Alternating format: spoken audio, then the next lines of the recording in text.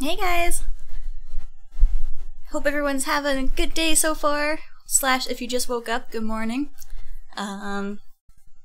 It's weird, you know, like, on the weekdays, I find it really hard to wake up early, but then when it comes to the weekend, I'm like, oh, 7 a.m., no problem. I'm gonna wake up at 6:30.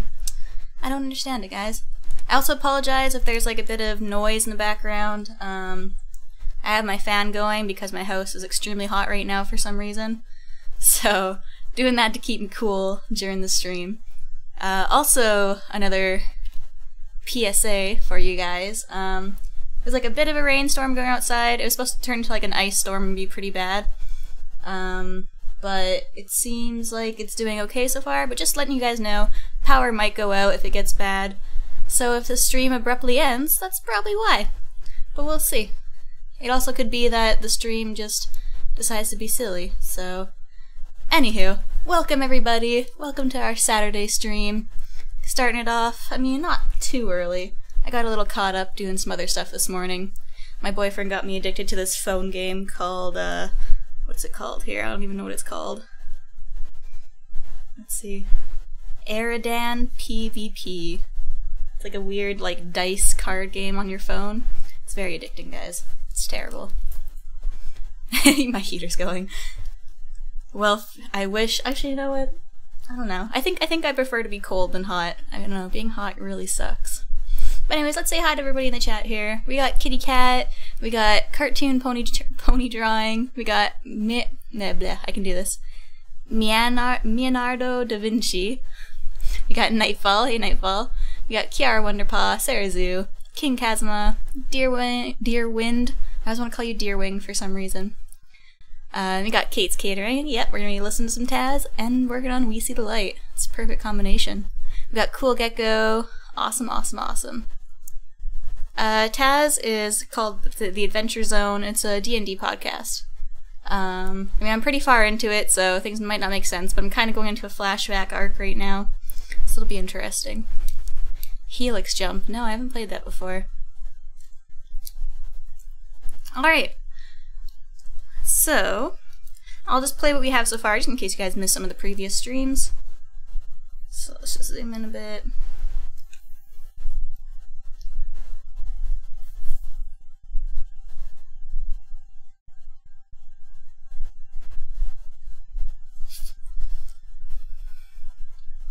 Oh, oops, I don't have my... Forgot to switch the desktop audio back on. There we go, let's do that. Good thing I noticed that before I started listening to the podcast. Your father! Yeah! He's a hard man to be moved, and he'll say, "This is unacceptable! I do not approve!" So yeah, I'm pretty much just working on Crooked Star right now. Trying to get his head poses right. And I think once we get the head poses in place, we're gonna start trying to in-between them. And see how that goes.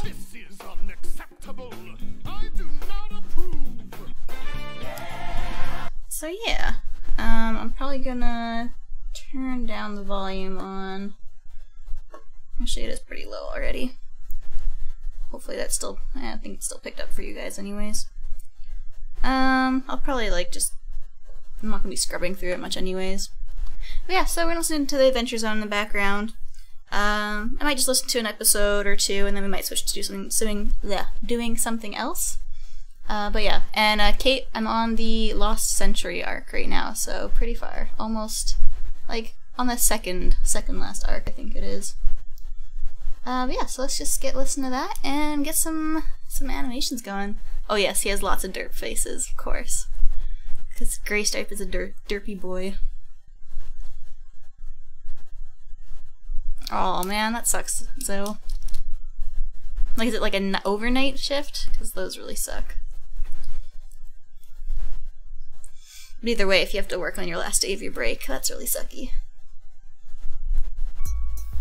Attention all parents.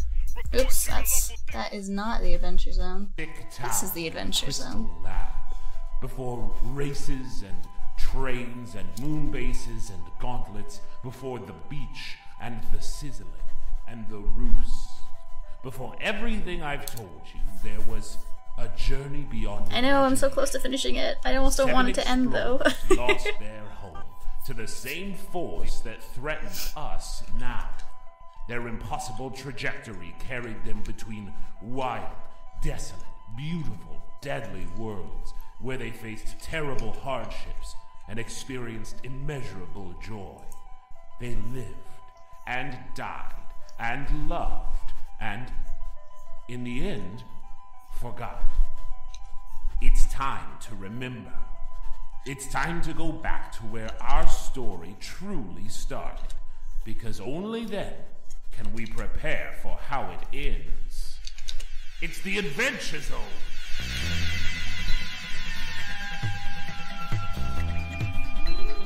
I forgot that I had music on my Spotify before, so I was like, oh, just press play. I'm looking at the Adventure Zone right now. But that's not how Spotify works. Ah, well, that's not so bad, though, but I understand. That sucks. Aw, thanks, Cartoon Pony. I'm actually gonna pop out the chat a little bit, just so it's a bit bigger.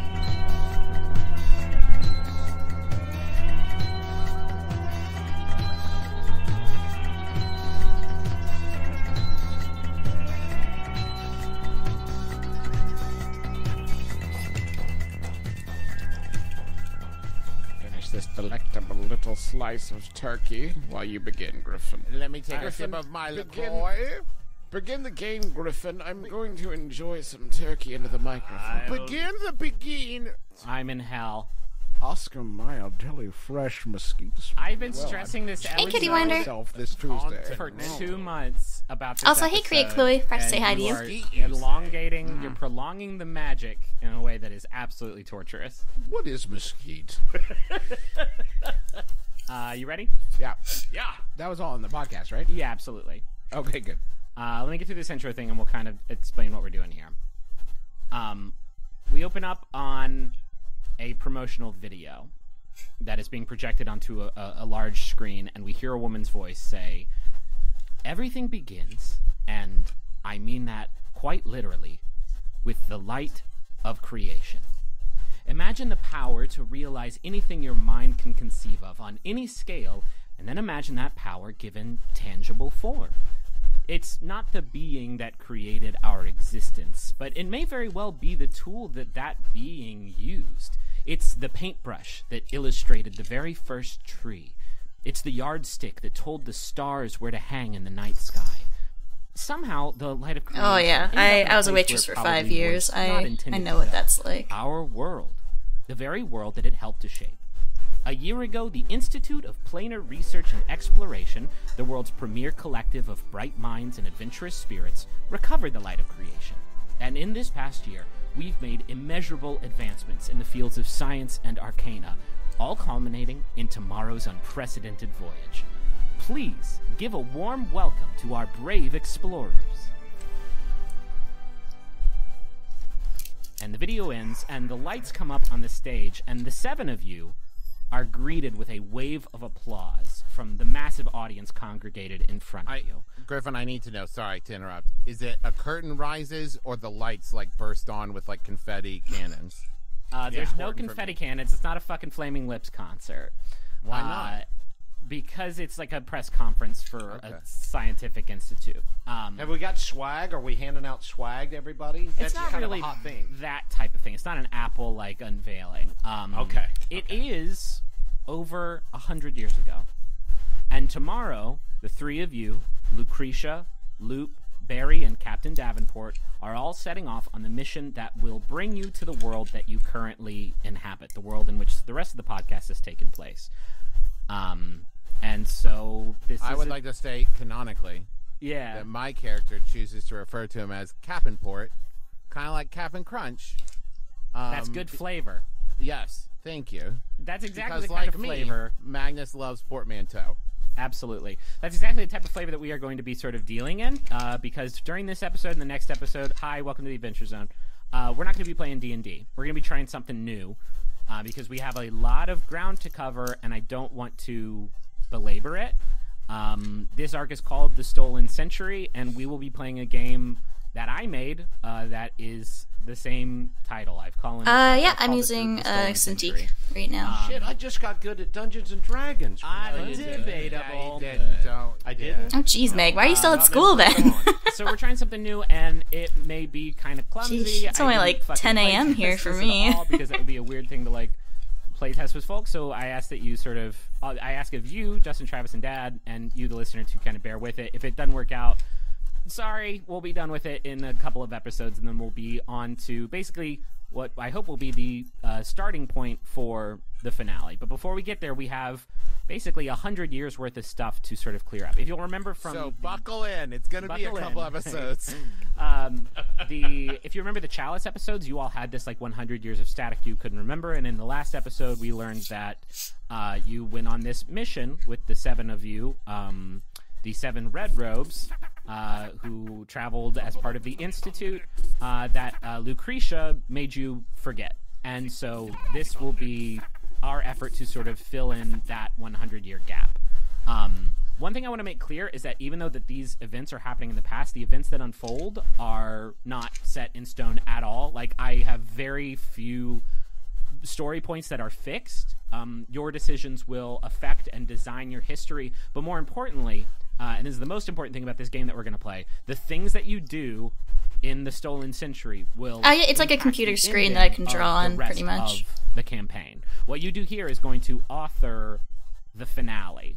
And I want you to keep that in mind as we play. Like, your decisions are going to have a lot of weight once we get into the Hey, finale. seriously funny. Welcome to the stream. Griffin, I have a story question. Yeah, please. But if you would like to like explain the mechanics of the let me explain the mechanics in like a 1 minute sort of overview, and then because the next thing I want to do is sort of establish timelines, because I think we're getting maybe a little bit complicated in that department. Can you give me an estimate on how many slices of mesquite smoked turkey you're going to be talking? I think for maybe on the rules? 2. I think 2. It depends on how quickly you slobber them down. And if you chew properly, which we've always had an issue with. Sure, Oscar worked this long to get this mesquite smoke flavor in here. Yeah. The least I can do is just enjoy it. I have modeled this game sort of half on the Powered by the Apocalypse system, and half on sort of like Choose Your Own Adventure. If you haven't played a game like Dungeon World or the Apocalypse World or anything like that, it's so. This also, is all fun story, guys. I saw my first cockroach in my life yesterday in my house, of course, and it was terrifying, and I hated every moment of it. And you will add whatever relevant modifiers. I mean, luckily Canadian cockroaches aren't as bad as American cockroaches, but still disgusting, and I'm afraid in my house now. Like having a conversation about what your characters do over this journey. Hey, Cat Dragon. It's only when you say that you're doing something that could be remotely challenging that you will roll. You only have 3 stats. You have body, which you use for like fighting or physical activity or enduring something in any way. You have mind, which you use for like deduction and studying and surveying and spell casting. And then you have heart, which is what you use for like convincing someone of something, anything like interpersonal. And here is how all of these rolls work. It's so simple. After you roll your stats and you add up the 2d6, if you get a 6 or below, you've failed, and something very bad will happen. Yeah, I mean, I haven't lived in a city like this before, sort of so mixed success, a limited success. this house has kind of been plagued with bugs the whole time that we've lived here, and it's awful, and I hate it. Some sort of side effect, or maybe it's not quite as effective as you were hoping it would be. She's kind of going to be like just bobbing her mouth up and down during this part. Dictate what happens next. You get the reins of the story for a little bit and tell me what happens when you do your thing good. That's it. That's like the only thing that you need to keep in mind. 6 or below is failure, Welcome 7 to the stream. is mixed success, 10 or above is complete success. I can't see what you guys are rolling, not that I ever had, but I ask that you keep it completely honest, because this game is more interesting, I think, and Apocalypse games are more interesting if like you fuck up a lot of the times. The only other thing that you have going on are 3 scores, and these scores are going to be important in the finale. You have experience points, which sort of measure your personal growth throughout the game. You have assets, which are like things objects you accumulate during the game, and you have bonds, which are sort of a measurement of your interpersonal relationships with the rest of the team and the people in the worlds that you visit throughout the game. assets and experience are going to be. Oh man, I can't imagine if this cockroach could fly. Exactly I would have just died. But I do have stink bugs, and they do pretty much crawl out of my walls. They come everywhere, and I hate them. Also be important at the end of the stink game, bugs are like the most disgusting things in the world, and I hate them. I want to cry. I'm not looking forward for the weather to start warming up, so they're gonna start crawling out of my basement, crawling through my windows. It's gonna be disgusting, guys. Hey, Cloudy Paws. So, like, welcome to our discussion of bugs. Like, if you're talking to like some a corrupt king and you're trying to like free one of your teammates from their prison and you roll a failure, you could spend an asset and say like you've bribed him with jewels. They're so fast though. Like I was gonna do that, and I thought it was just a beetle because it looked like a beetle that like we feed our Chinese water dragon. That's the whole kit and caboodle. But then it was moving so fast, and I was like, oh my god, I hate it. Hop in. Well, the one I had was about like. Hey, rats are cute though. Something I've been very curious as to like where this falls in regards to Magnus's like known origin story. Yeah, so let's clear this up. That's so gross. I would just leave and be like, no, I'm not eating anything here. I'm sorry. Everything that happened in I literally threw out like everything in my kitchen that was open. I'm like, I had like almost a full Toblerone bar thing that I was kind of slowly chipping my way out. And I just threw it away. My boyfriend destroyed it while I was at work. Apparently it took him like 6 tries to squish it. So talk about what we have from your childhood. Let's I hate stink bugs. They're so gross. Like birth and raising, is there like one scene where you were defending a dog and you got the shit kicked out of you by a bunch of I think only like one breed of cockroaches can fly. This is before Raven's Roost. This is well before Raven's Roost and Julia. All that happened in our world. Is there anything like you want to like tell Snowstar? That's so mean. About like Magnus's like upbringing before hey, Vixie the Proxy.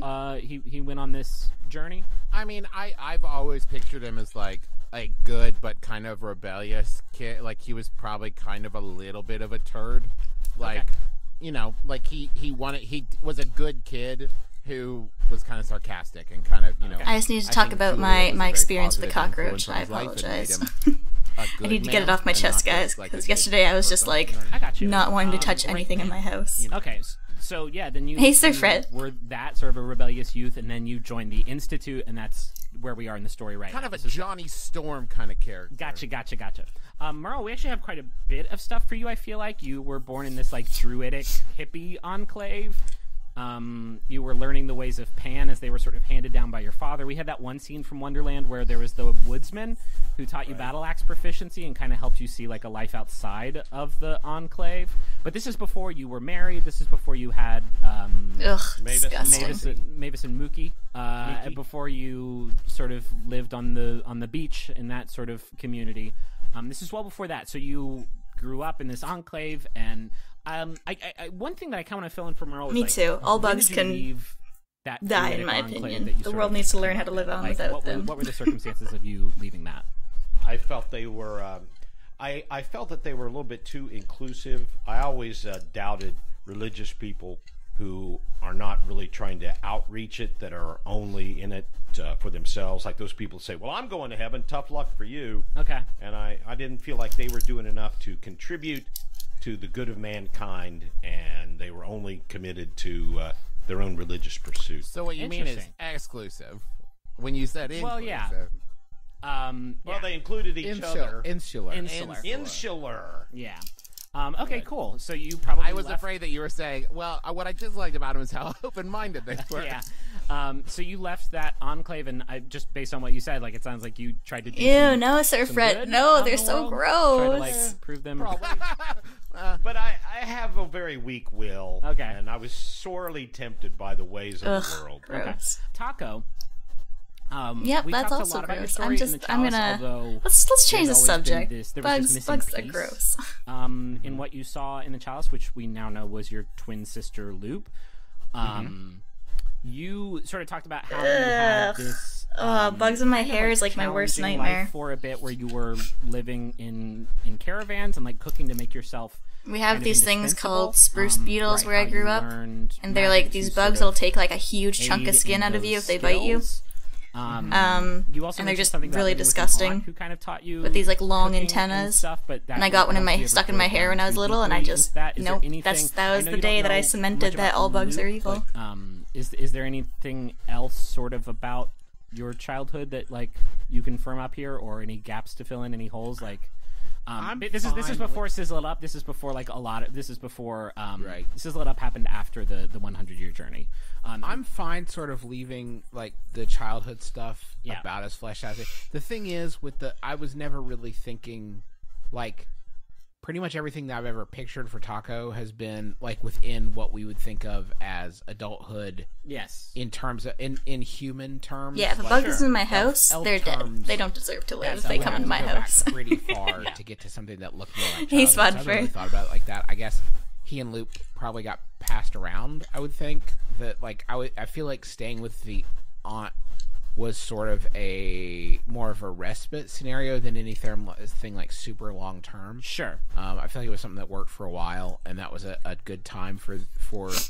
I mean, I guess them. I'm saying them. It feels like the caravan stuff was probably the two of them, you know, looking out for each other, but still very much. Yeah, wanting to I depend on absolutely just don't that. want to take away like Taco's distrusting. Oh, I had a like, dragonfly, like one of those, nature like, sort I don't know if you guys seen those individualism by huge blue introducing this dragonflies other- before. I by had one of those introducing stuck in Luke my as a hair, character, and it was but I still awful. Because their feel wings like move so fast, the and just two kept of you getting had more it tangled in my rough hair. and Ugh. relied on each other, but still have this sort Your of arm was disgusting full of nature. ants. What? One thing I kind of want to make clear, we're going to learn a lot more about Loop during this session, and pretty much on through the rest of the I don't know if I want to campaign. know the details behind But I wanted that. to say, as long as we're talking about your backstory, Hey, that Stonefelt. the two of you are twins, and that Loop was assigned male at birth, but at like a fairly young age, That's amazing. So she transitioned and identified as a female elf, and as as Loop. like rhino Which I beetles only are mention because, like, cool, we're but I talking would about never your want to backstory see one having, in like, kind person of ever. a difficult childhood or whatever. Like, I don't really. It's your call, but like I don't really want that backstory to be like you had a traumatic childhood because of your identities or whatever. Because I think that would kind of be shitty, but rather just that like it's a tough world. I feel it was more scrappy. I mean, I feel like it was more like, well, we're gonna look out for each other, Yeah. and that's it. Okay. We're on each other's team, and we're looking out for each other. I don't think it had as much to do with our identities. Like I don't so mind clear dragonflies and as much, like accurate, whatever so they I'm usually mind their own clear business. not But if to, they get near my head or my misgender hair, Loop. I'm Can we done. make the Time out. assumption that the things that we were talking about probably took place Hey, after Ice Bear. she transitioned. so And hey, that, yeah. galaxies. if I'm referring to Loop Yeah. as she, That's her. like That's anytime her, I'm that referring is to her Loop, pronoun. I know they're so huge. Like some are so Okay, tiny so and that is cute, the and then some are time period in which huge. we're- Yeah, we're let's get back to like the institute stuff. The three of you, I think this was kind of a tough world. Like this was kind of as challenging as like any fantasy world is, right? Where people can like use magic to fucking burn Those down your dragons house and or whatever. shit. Yeah. So Are we to assume that we were from the same world? yeah, the three of you are from this purple skied two-sunned world that we have seen before. This is the world you all were born on and grew up in, and had these upbringings. Merle, I guess you're a little bit older at this point than the others. Although I don't know, we haven't even talked about elf age and like how all that shit works. Like But, crane flies are okay because they kill it's a mosquitoes, tough so I'll world, accept right? them And in so my you kinda gotta world. jump at the but job opportunities they're still that you weird get, and looking. there are a few opportunities that are as posh and promising as the work that you found with the Institute of Planar Research and Exploration, which I'd So. like to just kind of call the Institute from this point forward because that's a mouthful. Calling it. The three of you were candidates from a pool of hundreds for this mission, but you were selected because of the unique skills that you possess that made you sort of a perfect fit for this mission. And speaking of, let's hop back into the press conference and sort of Consider clear yourself things lucky, up a little Chloe. bit more now. Captain Davenport Neon. is speaking at the Davenport. podium. Davenport is speaking at the podium now, and he's addressing some of the questions from the audience. And he explains that the mission's going to last 2 months, during which the 7 of you will embark on a mission that will take you off this world and into the outer reaches of the planar system, hoping to kind of see what lies beyond it. And you'll be able to do so Aw, Dearman, thanks that's to cute. this ship that, thanks to Hey, this New. force, this light of creation, the Institute was able to put together. And this is a good opportunity, I think, for naming a boat. I don't have a name for this boat, and I was hoping maybe we could come up with a name for Ew. a cool boat name So gross. for this boat that you all are going to be Kids traveling do the such world weird with. things. Or I guess Bodie McBoatface. Nope. Nope. bad. Spinnaker. Spinnaker? Yeah, it's good. That's also my DJ name. It's perfect. What is a spinnaker? Is that like what a spider has on its... No, a spinnaker is a sailing ship. Oh, so it's just like boat. You just Yeah, call so we it just boat. named it boat. Yeah. Can we But get it? spinnaker sounds more poetic. Spinnaker is good because like they wouldn't have boats anymore once you get space stuff. Hey, like, Kinpatsu. that's Wants to go on a boat. Can I recommend putting an adjective in front of spinnaker to like make it feel more like a name? The stinky spinnaker? Not the stinky spinnaker. The I think laser isn't. spinnaker. Laser spinnaker is also bad. Dang, The hyper spinnaker? still shitty. It's The flying boat. Tail The spinnaker. fighting spinnaker. I think that's getting closer, but it's still pretty far away from the destination. You of said good boat. adjectives. Those Aw, are hey, all the ones Magnet. I know. How about Lightbringer? Emus. Emus are cute. Close. Lightbringer's more in the neighborhood of what I was hoping for. I mean, I'm sorry. Are you? Have you seen that one video of the two guys who are like laughing at this guy who has a pet emu on the You street? really wanted us to create hilarious. this. I Because did. the stinky spinnaker, I think, is gonna win. The laser spinnaker. I feel like I know. the That's flying one thing I spinnaker enjoy is about funny winter is because no someone would be bugs. like, wait, do you mean a flying boat? And we'd be like, exactly, bye, and we'd blast off. All right, so we're gonna call it the laser spinnaker. Is that it? How about sky spinnaker? So Skyboat. Skyweaver, Skyweaver is better. Sky Star Dancer. That's Star Blaster, Star Blaster. Star Star Blaster. Blaster. The Star Blaster. All right, you can call it the Star Blaster if y'all It's want. the Star Blaster. Star Blaster. Star Blaster. right, I feel like it's our people's first spaceship. Like, that's a very much a nouveau riche like Hello, sort of spaceship people of name. Earth. We're the Star Blaster. All right, I love it. All right, it's called the Star Blaster. This ship, I'll describe it a little bit. It's got this brilliant silver hull. It's got the rough dimensions of sort of like a medium-sized yacht. Nothing like huge and ostentatious, but like enough to house 7 people and their supplies for a long journey. There's a long open deck at the top of the ship with an elevated bridge that houses the helm near the center of the deck. And that deck has like sort of a field around it that can sort of support life when you guys, like, for instance, fly the Star Blaster into space. You won't be destroyed. And useful. yeah, the rest I'll let you kind of like fill in the gaps yourself. But I just wanted to kind of describe the Hey, size and Dr. shape of it. Mlem. The most notable Mlem. thing about this ship is the engine that powers it. It is this large. I use 24 shimmering frames white per second. ring, about 12 feet in diameter. That is sort of What happened suspended today, and Stonefelt? tethered to the back of the deck by some unseen Also, hey, Cupcake force. Panda. And this ring is constantly, silently rotating behind the ship. And I think like a big like tarp is pulled off the ship Nozo. in front of the audience as Davenport references it, and there's like a bunch of pictures Wow, being that's snapped. from what I like, hear about oohs England, and that is ahs. pretty amazing. And Davenport explains about that ring on the back of the ship, and he says, I got to really work on my Davenport voice. He says, this ship, the Star Blaster, and there's a round of applause because the name is... And a few like, huh? What? Starblaster. What? Did he say? No. Did he say Starblaster? He says, Child name it? He says it doesn't run on any kind of fuel you've ever heard of. It doesn't run on any type of fuel at all, actually. This was the biggest discovery Hey, that the Warrior light Wolf. of creation allowed us to harness. That ring powers the ship using bonds. What we discovered while studying the light of creation's power is that any two things in existence, from the whales in the sea to the dust in the air to every individual teaspoon in your kitchen cabinets back home, are connected somehow by bonds.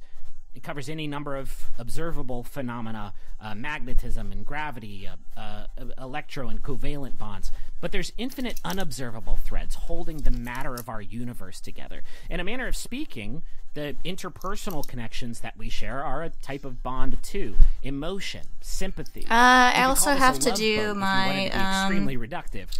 Time to be awesome map after this, Bonds which I might are actually what work on propel them and power this ship, and co it's what's like going to at allow the us same to go time. to places we've Hey, never Galaxy even dreamed. Blueberry.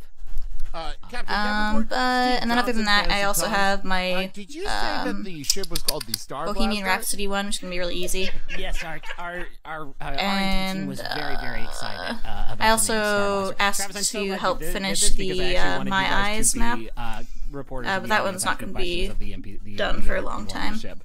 Not until all these yeah, ones the are Star done. Blaster. We're really excited about that name. We think it's got a lot of brand potential. So after the first 30, we think we'll come You back. can follow us at the Star Blaster. Have a on lot of Star Fantasy Blaster Twitter. T-shirts. Any other questions about our journey here? Captain Davenport, Rex Reed, Hollywood Reporter. That's HOLLYWUDD. Oh, good. It's a Okay. town near Neverwinter. You're not gonna say anything about midichlorians or anything. The midichlorians were not involved in this process, were they?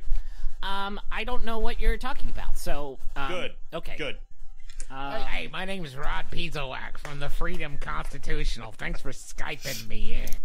Yeah, no problem. I'm glad we're a big fan of your publication. Who's paying for this thing? Us? The taxpayers? Yeah, that's what I thought. Good science pays for itself. Who knows what we're going to discover out there? You know, we've already made several exciting discoveries just in building the ship that we're going to be able to sort of turn into. I'm not really active on Twitter now. I don't usually go on it very often. This pen writes I only upside just have down. like my YouTube hooked up to it, so whenever I post a video, it posts a link to Minotaur it. Monthly. That's quick about question. What are you hoping to discover out on the reaches of this planar? What did you call it? Just the outskirts of our planar system. That's a great question. I'm going to let our sort of science expert Barry Blue Jeans up here to answer that question. Barry, and Barry Blue Jeans, who is he's wearing his red uniform and just crisp blue jeans, goes and stands up at the mic, and he Are we says, talking like raw denim? "Yeah, dude, that good shit." And he says, Well, we don't really know what's out beyond our planar system, so I don't really know what we're gonna find out there. There could be new forms of matter, new forms of energy, new worlds we could potentially inhabit. From a scientific perspective, the possibilities are theoretically limitless. And I'm just really, and as he's talking, Loop, who is sitting next to you, Taco, kind of mutters under her breath. She's like, "Nerd alert!" And Barry gets kind of embarrassed, and he's like, I'm just excited about the opportunity to get out there and find the new things to study. It's just really exciting." And he goes and he sits down. Captain Cliff Clavin, Boston Messenger.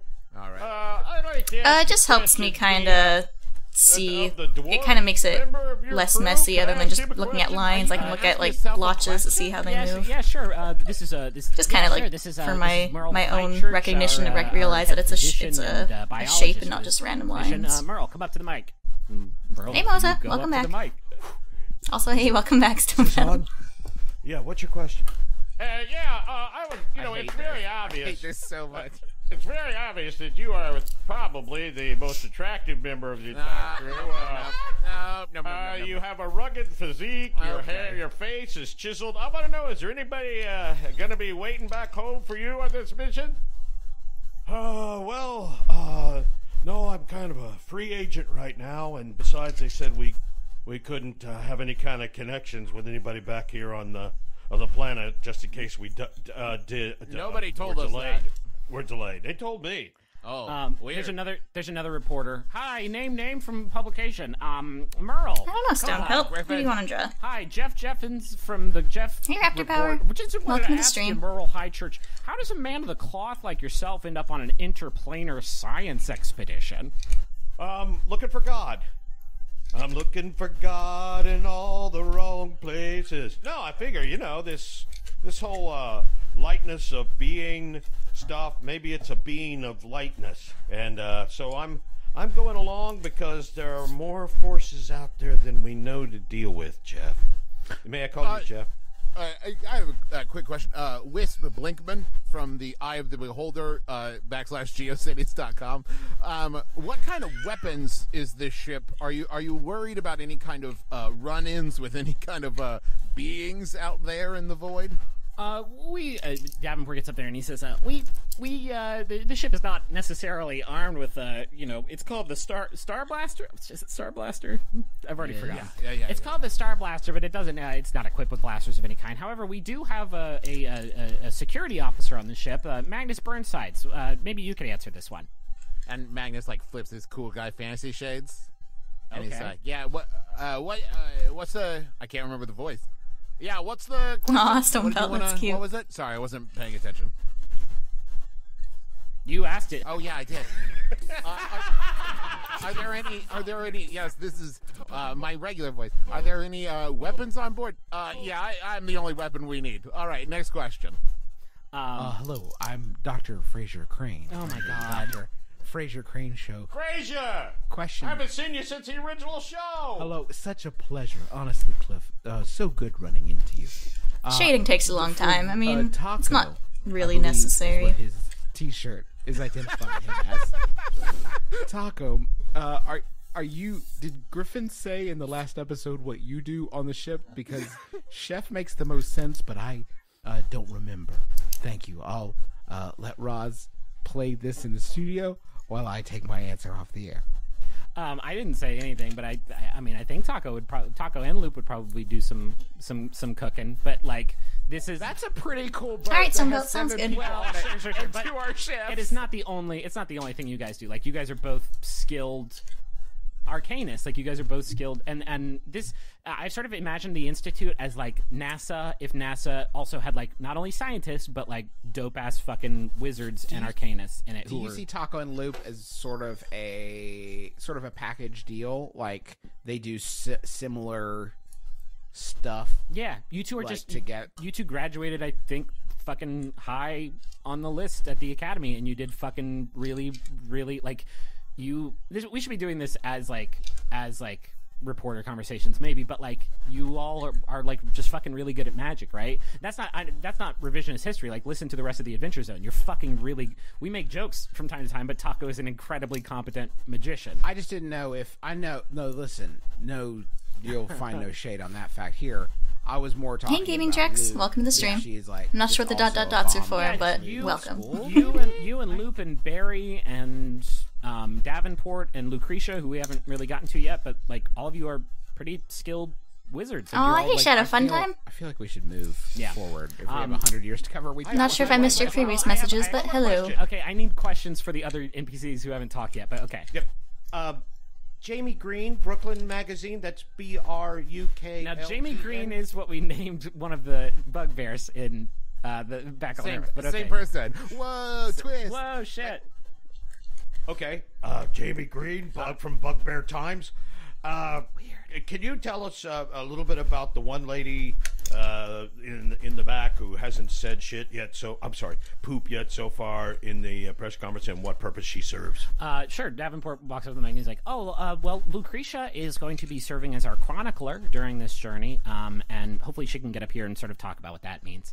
And Lucretia sort of walks up to the mic, and she's a little bit like more nervous in this environment than everybody else has been so far. Hey, After Power. Says, hi, my name is Lucretia. I think you said hi earlier, but hello will be again. the chronicler on this journey, which means I'm going to write down everything that happens up there. That's it? Yeah, and Lucretia just kind of like good plan, shrugs Moza. And is like, Maza? Is it Maza or Moza? I'm a biographer by trade. You wouldn't know my name, but I've almost certainly ghostwritten something that you've read in this. And she motions back to the rest of you and to the ship, and she says, This seems like a story worth telling well. And she goes and sits back down. And there's one more. I want to do one more. One of the reporters raises their hand and says, like, yeah, hi, I'd like to get a quote from Loop as well. Loop, what made you want to? Are you really comfortable with leaving this world behind for such a long stretch of time? And Loop goes, hey, up. Kimi. And glad you can make it. She goes up to the microphone and she says, "Aw, thanks, Gaming Trex." Well, I did this. Also, thank you, Raptor Power. I missed your compliment up there. Thank you so much. Crushed it, so I guess I'm excited for. Oh yeah, I watched Fella Day back when I was in high school. Brand, as it were. So yeah, I enjoyed it. I really like the animation in it. I mean, of course, that one scene is awkward and weird, but whatever.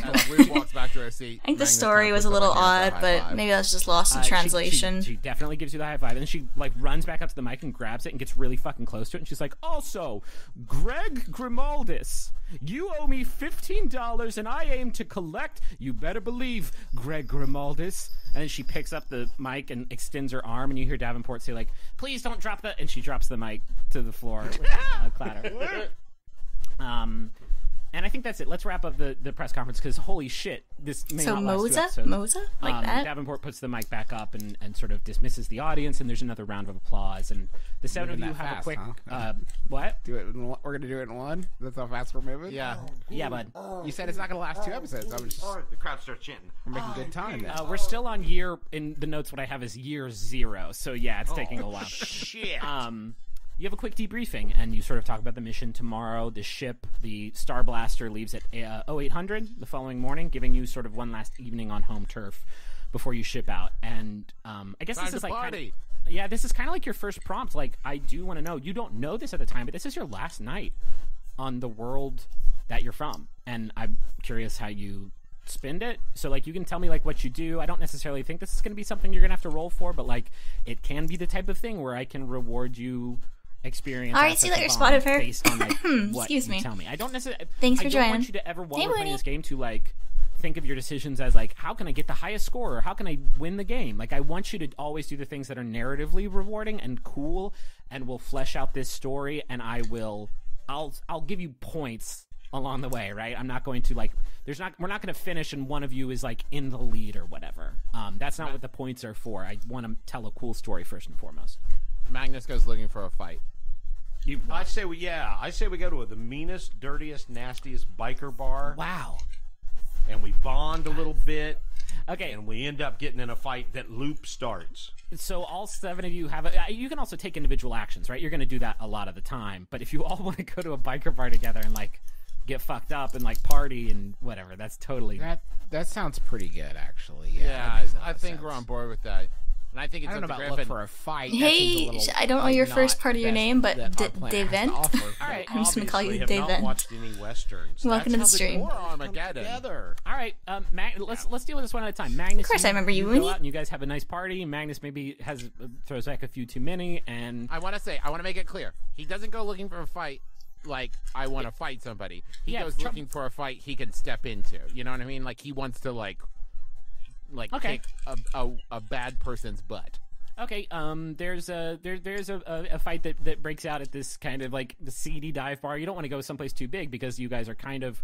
I mean, you just had a fucking press conference. People would recognize you. You go to sort of a seedier dive bar, and there is like a fight that breaks out, and Magnus steps into it. Roll 2d6 plus body, and this will be your sort of like. I don't know. For me, way growing up, it was getting kind of a mix and match. I got Sometimes- 8 total. Like my parents, of course, were So like, an 8 "Oh, is you know, between your 7 art's and so 9, you get an extra good. result. I Never- think you I'm break gonna up the hang it fight up on and the you kick fridge." sort of- They didn't you actually kick do the ass that, of the but you know. aggressor, but they get in a blow That on was you, and like you just, their when you leave the next morning, attitude. You, have a Then I black had eye, some which is friends kind of like that's who what I wanted to were like have. really good at drawing, and of course, you've got a black Taco eye. and They Lee thought they were do a the lot same better than thing me. They do at every bar they go to, which is hustle people at pool. I mean, they were pretty good. Okay. So I mean, whatever. I think this would be like plus. And then, of course, I go to I art think, like, college, you and get, like, everybody's this better than me. using clever. That's All right, see you later, Moonfeather. Thanks for joining. Yeah, at this bar, you hustle this these two folks in a game of 9-ball and win the best of 5 sets and really kick their ass, and you get something from them. Like you win like some wager. What can you tell me what it is? It could just be money if you want it to be. Here's the thing. They're shoes. Okay. We don't have any use for money because we're leaving. Yeah. We just want to punish them, so it's their shoes, and their shoes are ours now. We Okay, have to walk around without they're shoes. really nice shoes, and they're actually one of them is an adventurer, so they have like a magic enchantment on it. So these are like actually pretty fucking cool shoes, and you decide to take them with you. Take one asset, and Magnus. Is the asset specific? Or So is it no, just, like, this plus is one thing I asset? want to drive through. It is from the moment you get an asset, it is. Yeah, extra I know at what that's point. like too. You could spend that Shadow. asset later, and it could be a fucking magic sword, or it could be $100. I mean, that's how I'm like with a lot of artists on YouTube. I'm like, "You're so good," and they're like, "You're so good." I'm like, "No, you're so good." Magnus, also, terrible. I should have mentioned this. Take 1 experience for getting in this fight. It's a never-ending cycle, Merle, guys. how do you like spend your night at this bar? Well, the way the fight breaks out is Lucretia is busy. No, writing all I this doubt stuff that, down. Shadow. Just because as the chronicler, and so She's also kind of she's a little bit of like I liked Fellow wallflower. I think like, I like the she's animation. kinda shy. I Yeah, liked she's the not- kind of darker she's off in story, the corner right but next the to story got kind of Speedball confusing gang, toward the and she's ending, and cool it bar. kind of like She's felt writing it rushed. down, and so so But, like, one the of these first half of fighters the movie was sees pretty her good. writing it down and thinks that stinks, that's actually how the fight starts. So Merle takes her and kind of squirrels her away down behind the bar, so she'll be protected. Okay. And then he kind of stands on the bar, so he's eye level with the bikers. Roll plus heart, because this is you, like, this is such a, thank you boys so much for this fucking tutorial level.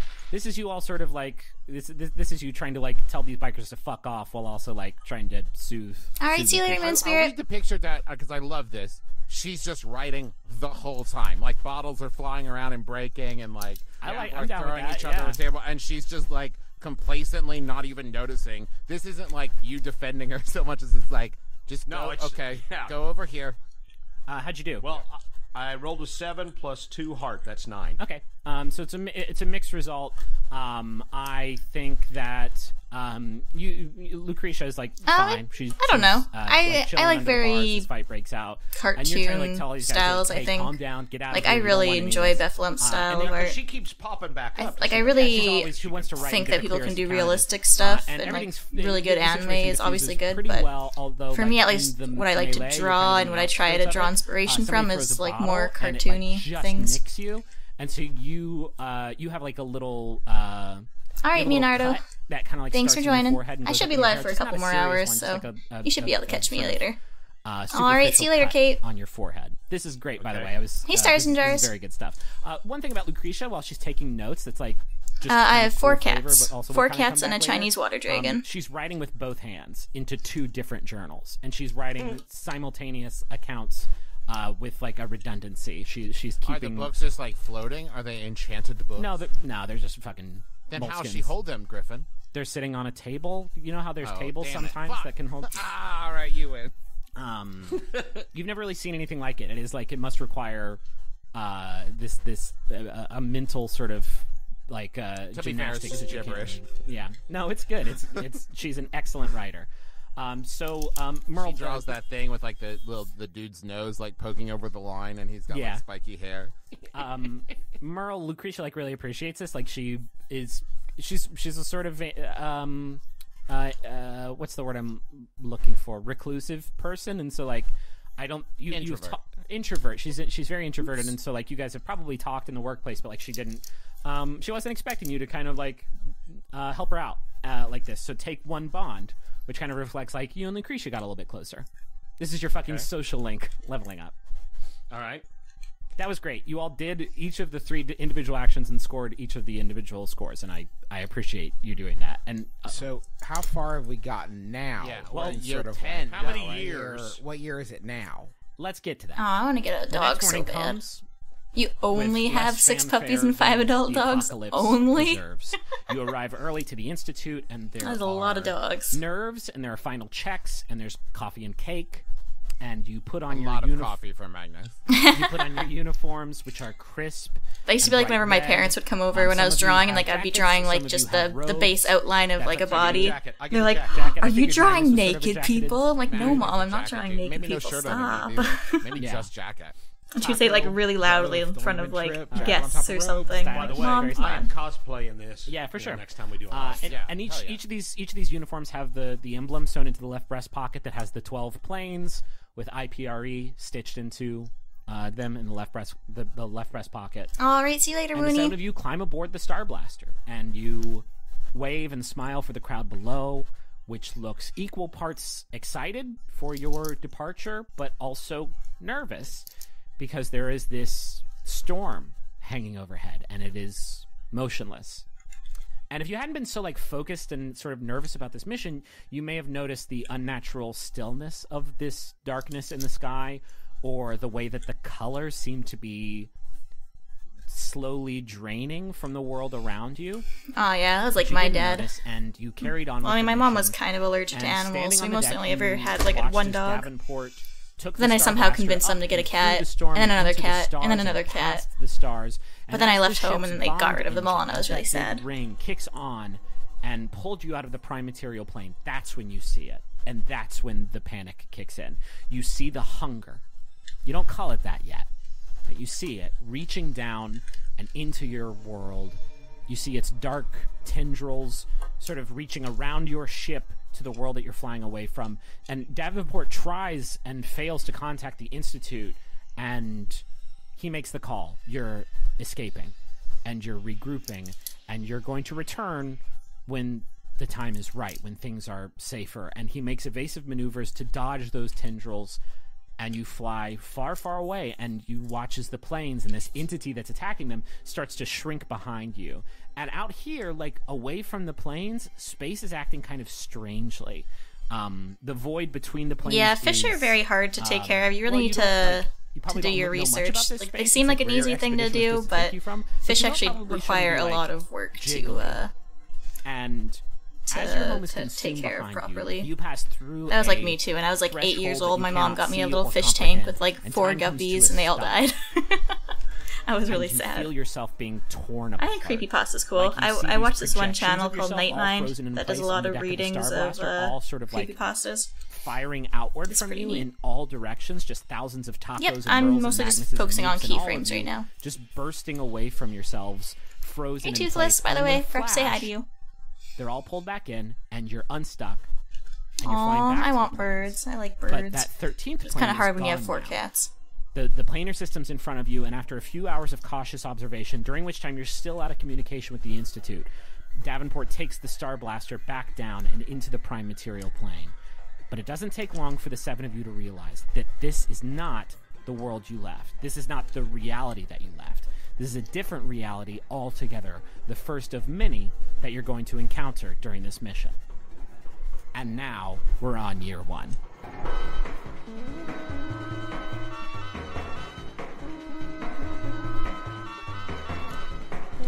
I used to read a lot of manga.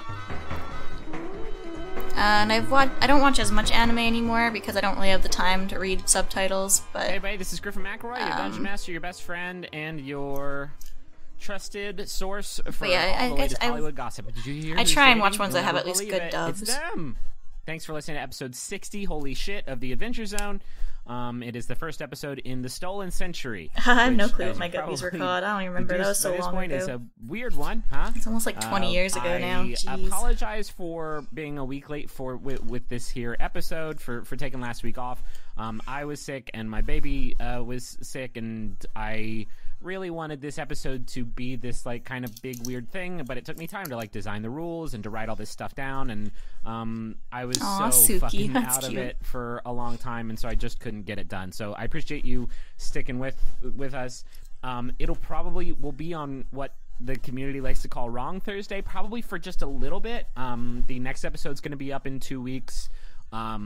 Because Justin and I are traveling for work all next week, and so the timing is kind of now weird, and I apologize for that.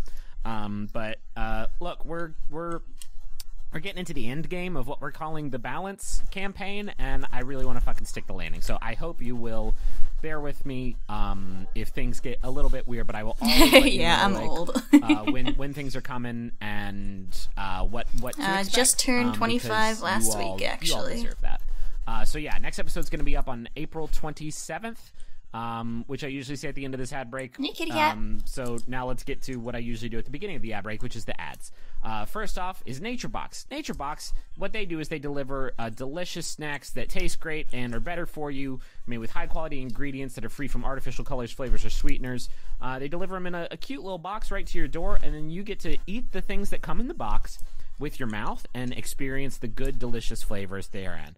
I am talking about Big Island pineapple and salt and pepper pop pops and dark chocolate almonds and I still have quite a bit. Like I have this whole last scene, and I'm not sure if I'm gonna fully animate this turn in the beginning. They've got at Nature I might keep it kind of to the beat and kind of snappy. Adventure Zone fans 50% off your first order when you go to naturebox.com/adventure. That's naturebox.com/adventure, and go get 50% off your first order. Go try it. I still got a bit, quite a bit left. This last scene is going to be a lot of work just because Crooked Star's design's kind of what they interesting. do is for less than $10 per person per meal. Blue Apron delivers seasonal recipes along with pre-portioned ingredients that you can use to make delicious home-cooked meals.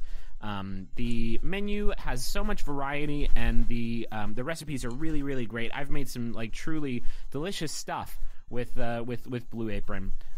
Upcoming meals include spinach and fresh mozzarella pizza with olives, bell peppers, and ricotta salata. Sweet and sour salmon with bok choy, carrot, and ginger fried rice. Parmesan crusted chicken with creamy fettuccine and roasted broccoli. Baby broccoli and fontina paninis with hard-boiled egg and arugula salad. Aw, cute as Shit, that all sounds so tasty. And you can check out this week's menu and get your first 3 meals for free with free shipping by I'm going not to that big of a fan of like bigger dogs, but I still find them cute. BlueApron.com/adventure. Go check it out. I'm a big fan, and I bet that you will be too.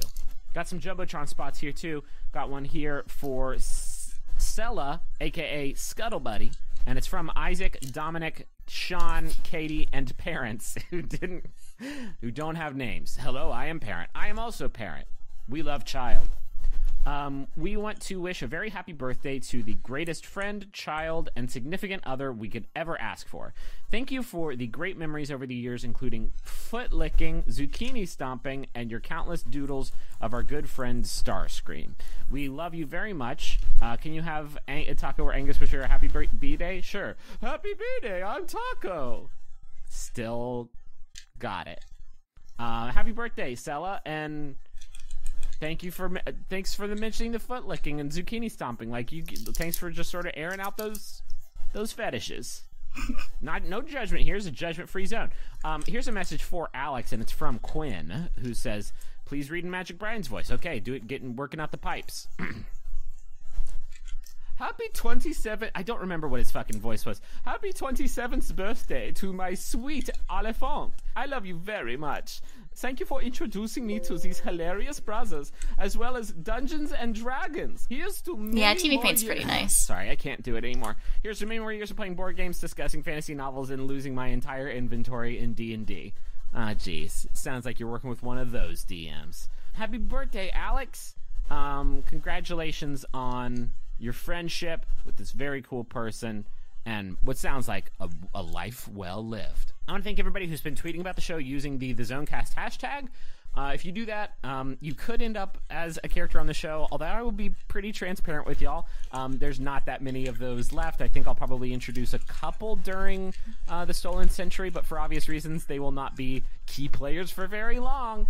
But boy, we just sure do appreciate you spreading the word. We do not pay to advertise this show at all, so the only reason that our show is what it is because folks are sort of like spreading the news about it, and we appreciate y'all so much for that, so much.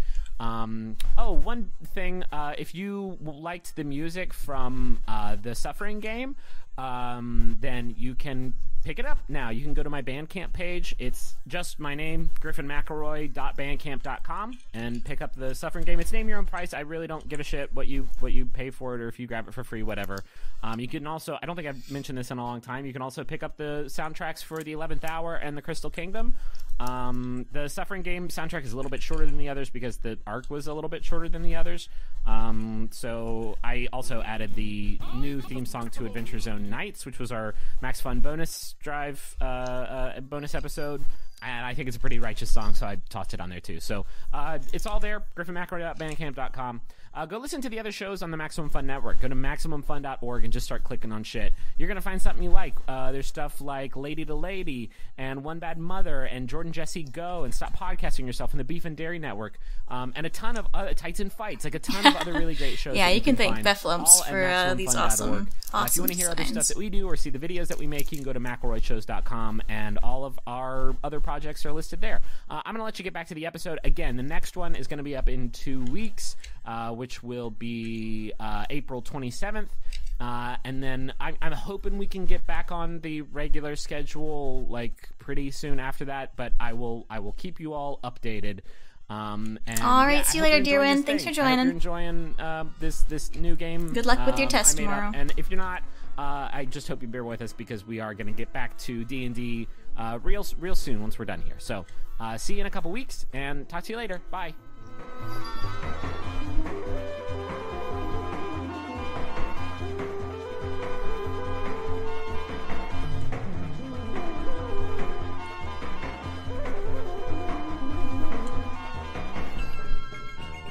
I also just want to go on record and say Magnus brought a bunch of hard candy with him. That's excellent. I'm glad that we're getting to that now. Okay, because I'm gonna reference it later, and I didn't want people to be like, "Wait, where'd he get the hard candy?" He didn't say he brought hard candy. Yeah, but he did. At a 2-month supply of hard candy. So we're on to the first cycle now, and I really am starting to think that this may last longer than 2 episodes because I don't want to rush it. I hope folks are into it. But basically, the process from this point forward is I'm going to set up these cycles. I'm going to set up these worlds that you go to. I'm going to tell you things about them. I'm going to give you some flavor. And you are going to tell me the action that you take in this world. This action is meant to represent, and this will also be kind of abstracted, how you spend your year. And it's important to remember, like, if you say, like, I spend the year, like, training or whatever, it doesn't mean you do fucking push-ups for a year straight. You do other stuff. That's just the action that we're honing in on and the action that you're paying, like, particular attention to during that year. There will also be times where, like, it's like, well, I want to go talk to this guy. That won't take a year. We can deal with that scene and then move on and then try to figure out together what your abstract year-long action is, and we'll have to Alright, sounds come to good, an Paul agreement Pal. what that is and figure it out together. Hey, But Raptor that is Power, sort of welcome the back. structure of Also, the game. welcome back, Zoe And Willow. then once that year is over, we will have the resolution. Oh, nice. I like of poems. what I used to write happened. lots of And, poems back in high school. Your objectives, I sent you guys some I miss rules. Your writing. objectives, That's like, sort of I don't really write too much on my own, but are to back in school I find used to out what love the writing hunger for like is, our to English keep classes. the hunger from getting stronger, to learn how to stop the hunger and to make yourselves strong enough to stop the hunger. So it's all about improving and keeping the hunger from like outpacing you, while also like you guys don't know anything about the hunger at this point, and this is during this journey is where you kind of learn about it. One last thing is we're not going to do 100 of these cycles. We're not going to cover what happens in each of the 100 years because that would be awful. That would not be fun after a while. We're going to do one, and then we're going to hop forward quite some time, and then we're going to do one, and we're going to keep going like that until we get through all of them. So with that in mind, let's get to this first cycle, and we'll sort of play it by ear. You notice it immediately upon your descent into this prime material plane as you approach the sort of main planet. Hey, Sally. The continents and oceans are just different shapes. So immediately you're like, oh, this is not right. The that's world cute, is far Zoe Willow. more verdant than the one you just left. There's thick forests just like pretty much everywhere. So Davenport like doesn't really know where to bring the ship. He brings it down sort of close to this large forested area just north of the planet's equator, and he flies low for a while, and you all spend a couple of days just sort of surveying the land. And this is what you learn about this first world. The big thing: there's no people in this world at all. There's no elves or humans or tieflings or just anything like that. This world is entirely populated by animals. And you saw them kind of congregating during one of your flyovers. They don't seem to be following the natural order of the world that you're from. For one thing, they're all Ooh, what did you get herbivores. foot trapped on? Like wolves. That sounds and rough. Pigs are just like chilling. And all the animals speak this common primal The wrench language. next to Sally's name means that she is all And powerful in like, this, it's in just this sort of stream like all in chat. different registers, obviously, because they're different They have the animals power with, like, to do whatever different they ways want. of speaking, but it's just like just like grunts. God, that just sounded like fucking Home Improvement. And so these animals are all congregating together in these natural settlements. It's not cities, and the animals aren't bipedal. There's no Zootopia thing going on here. The animals are just sort of, they congregate their dens fairly closer together. Like, there's bear caves near, rabbit hutches near, a bird nest. And, like, the animals just sort of live close to each other. They have these cross-species civilizations. They seem to have some system of trade. Like, they use their natural abilities to harvest things from the environment that they just seem to, like, share with each other. Like, boars dig up these root vegetables that they trade with bears for honey and so on. So that's what the world is like. And after a couple of days after arriving in this world, your sort of flyover reconnaissance is interrupted by a peculiar event. You see a bright light streak down from the sky and plummet downward to the west. And you recognize it immediately. It's the light of creation. It has found its way into this plane, and Loop tracks its heading so that maybe you can try and triangulate its location later. And several days after the light arrives, there's another event in the sky. The like bright like day that is around you immediately turns dark for a moment, and the sky is filled with these burning white that's rough. eyes. Ooh, well, I hope looking he's down okay. At the world below, and you fear That sounds like it would momentarily hurt that a lot. force that you just saw consume your home world, like a week ago at this point, had invaded this world too. But after a few moments, this event passes. So the 7 of you set up camp in a secluded clearing in the woods, right near your ship, and you settle in for your year in this strange animal-run world. What do you do? At this point, we're going to sort of get into these abstract year-long actions. And, Hey, Astro. I want you to Welcome sort of to the base stream. your actions around what I told you in that last section, in the setup section. But at any point in any of these cycles, you can also do one of 3 other actions. You can train, which you will roll for experience. Oh, jeez, so. Wanna, like, Brawl wires are get evil. yoked. You can do that. They're deadly I just want you to weapons. tell me, like, specifically, like, what kind of training you do. You can. Aw, what's thanks, the word I Pop-Out. used? Yeah, I You really can- like You can salvage, Bethlehem's which basically design means you just firm. like spend a bunch of time exploring the world, looking for treasure or anything that Oh, can well, like help that's you good. out in your journey. And you will. Were you roll at, like, to a, claim assets. Or you can like, socialize, what which are is they you pick a called? member of the crew that you want to get Like to a know go-kart better, place? or just a person in this world that you want to get to know better, and you spend some time with him, and we'll zoom in on that scene and that conversation, and you will get bond. You won't roll for that. I'll just like give you an amount of bond based on like how good the scene is, essentially. So if you don't, I have a All right, I have a cartoon motivation pony. question. See you Yes, later. I'm not trying. Yeah, why a year? well, Why don't we just get back on the ship and take off and go somewhere else? I think that's an interesting question. I think you tried that actually. I think that you get down in this world and it's like, what the fuck? There's like all animals. Like things are calm though. The hunger's not here, and so Davenport's like, let's go back. He actually issues a command like, let's go back. But as you fly out like away from the planar system, it's not jiggly. It's not like you can't seem to like pass through whatever threshold you passed through to get to this reality. So at this point, you can't seem to go back, and so you return to the world below. Can I start? Yeah, sure. Oh, I And see. Can I see. dictate for Taco and Luke, Oof, that would hurt. or what would be? I think Does that make the most dictate sense? for Taco, and I think the other characters will definitely like go along with you and assist you. But like, you just have control over Taco. But what were you thinking? But if you have an action that involves her, Yeah, if you want to spend it up. your socializing with Luke, like obviously you can do that. Or if you want to go out and just tell me your action. I'm not gonna. It seems like what I would most like to do is work with Loop to try to decode this animal language, and try to uncover from them sort of like what they've. I'm trying to think of how to phrase this. Changes that have come to their world, by which I mean like, do they remember creatures like us, humans? Okay. I mean, things like that, or like, has anything changed, or even through like legends, that that kind of thing, to see if we can find out any sort of overarching thing. Cool. So I say like first few months, Yeah. I would think to Well, this get a basic comprehension, but they're good at languages. We just don't have a druid with us, unless do we? No, you don't. This is your action for the year, and it's a good one, and it's going to cover a lot of stuff. This is how quickly I want to move. I think this is you and Loop do go out, and I think Barry wants to go with you too. Like Barry is sort of Yeah, the I most mean, I think scientifically minded go-karts person are here, and cool, so, like, he's but- fucking just Barry's Yeah, very I'm not curious one for and going wants fast to kind of, around like, tight know, corners. like also about this. So the 3 of you go out, and what do you like? What I think the animals are nervous. Like I don't think you can. I think it takes you a long time to like find some animals that don't just fucking run away as soon as they see you, because they've never seen people.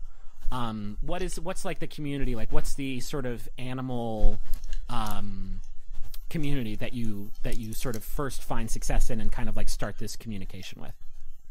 I feel like there's no predator. Yeah. I did take that one from Zootopia. the first we make a lot of attempts, and nothing is really like I'm sorry, I did not mean to working make you yawn. until we find I had a coffee, family so of it shouldn't be too mongooses. bad. I was so And they're hoping. the first ones that. But I that, can't like, help it, it's are still able early to- here. that we're Plus, able I to, just like, yawn talk all the to. time. Okay. Yeah, this is great. Ricky Tikki and Tavi. So this is like they're not necessarily part of a bigger community. I think that maybe this family is just like a little bit more reclusive, and so they don't run away. Maybe they have there's a baby mongoose that's really curious, and so when the Well, they also know they can handle their shit. Right, You know, sure. if they need to, they're not like super intimidated. And would it not be mongoose? no one's quite sure. So when this family of mongoose sees like this younger mongoose like hanging out and sees that y'all are cool, y'all are like, sweet. I don't know how to play any instruments, so but like I wish I could. It takes you a while. You build. I used to try to learn guitar. I tried learning piano, but I just didn't have the patience for it. They seem I say really as I Barry, sit although here Barry, I think, is scared and of, animate, which monkeys. takes forever. I mean, they're vicious. They can be very vicious animals, but even he kind of. It's just I always try to like self-learn how to do piano and guitar and stuff. Leads to you sort of. I never had like a teacher for it, so I'm not really good at self-teaching myself things. Start to try to learn this language. I think this is going to be.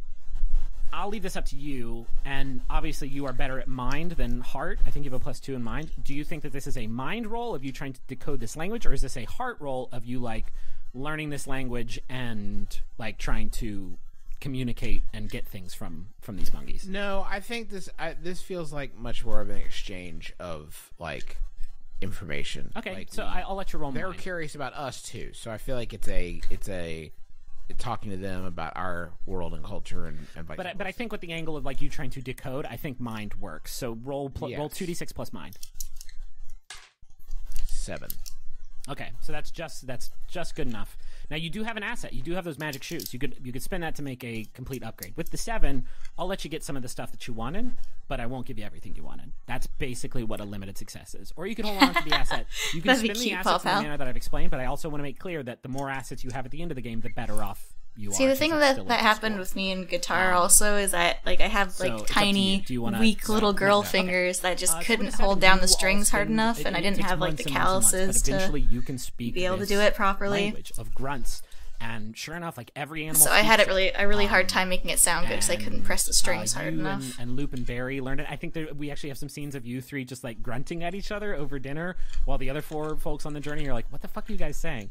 But you use it and you talk to these monkeys, and talking to them, like there's some history, there's some like lore that this world possesses. Like they don't have recorded history, but it's all like story based and communication based. There's never been people here. People just like didn't evolve here or whatever.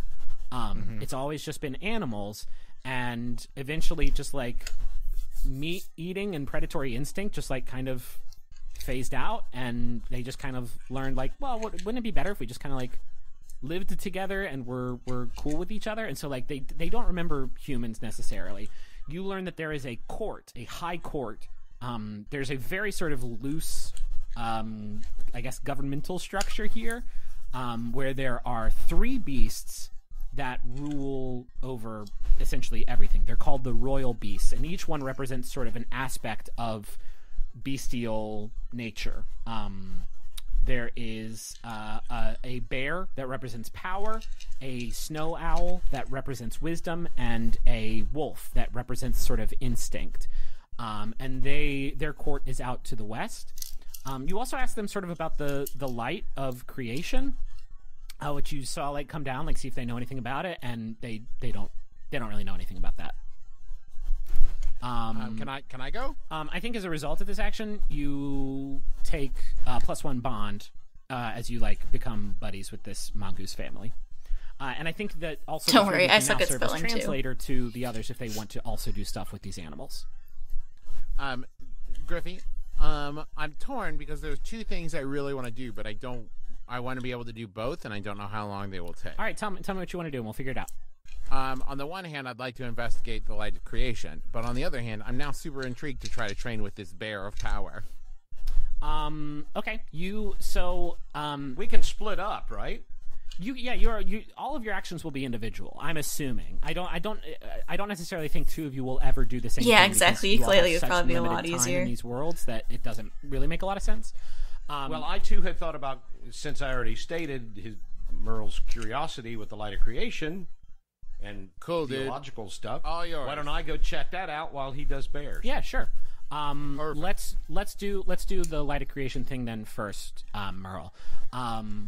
I think in order for you to figure out here's how the light of creation is going to work. It's going to be kind of the football in most of these cycles. It will be very good. It is a bonus essentially.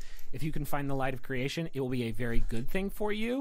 But you have to do just that. You have to find it. You saw it fall from the sky. You have no idea where it is except that it's west.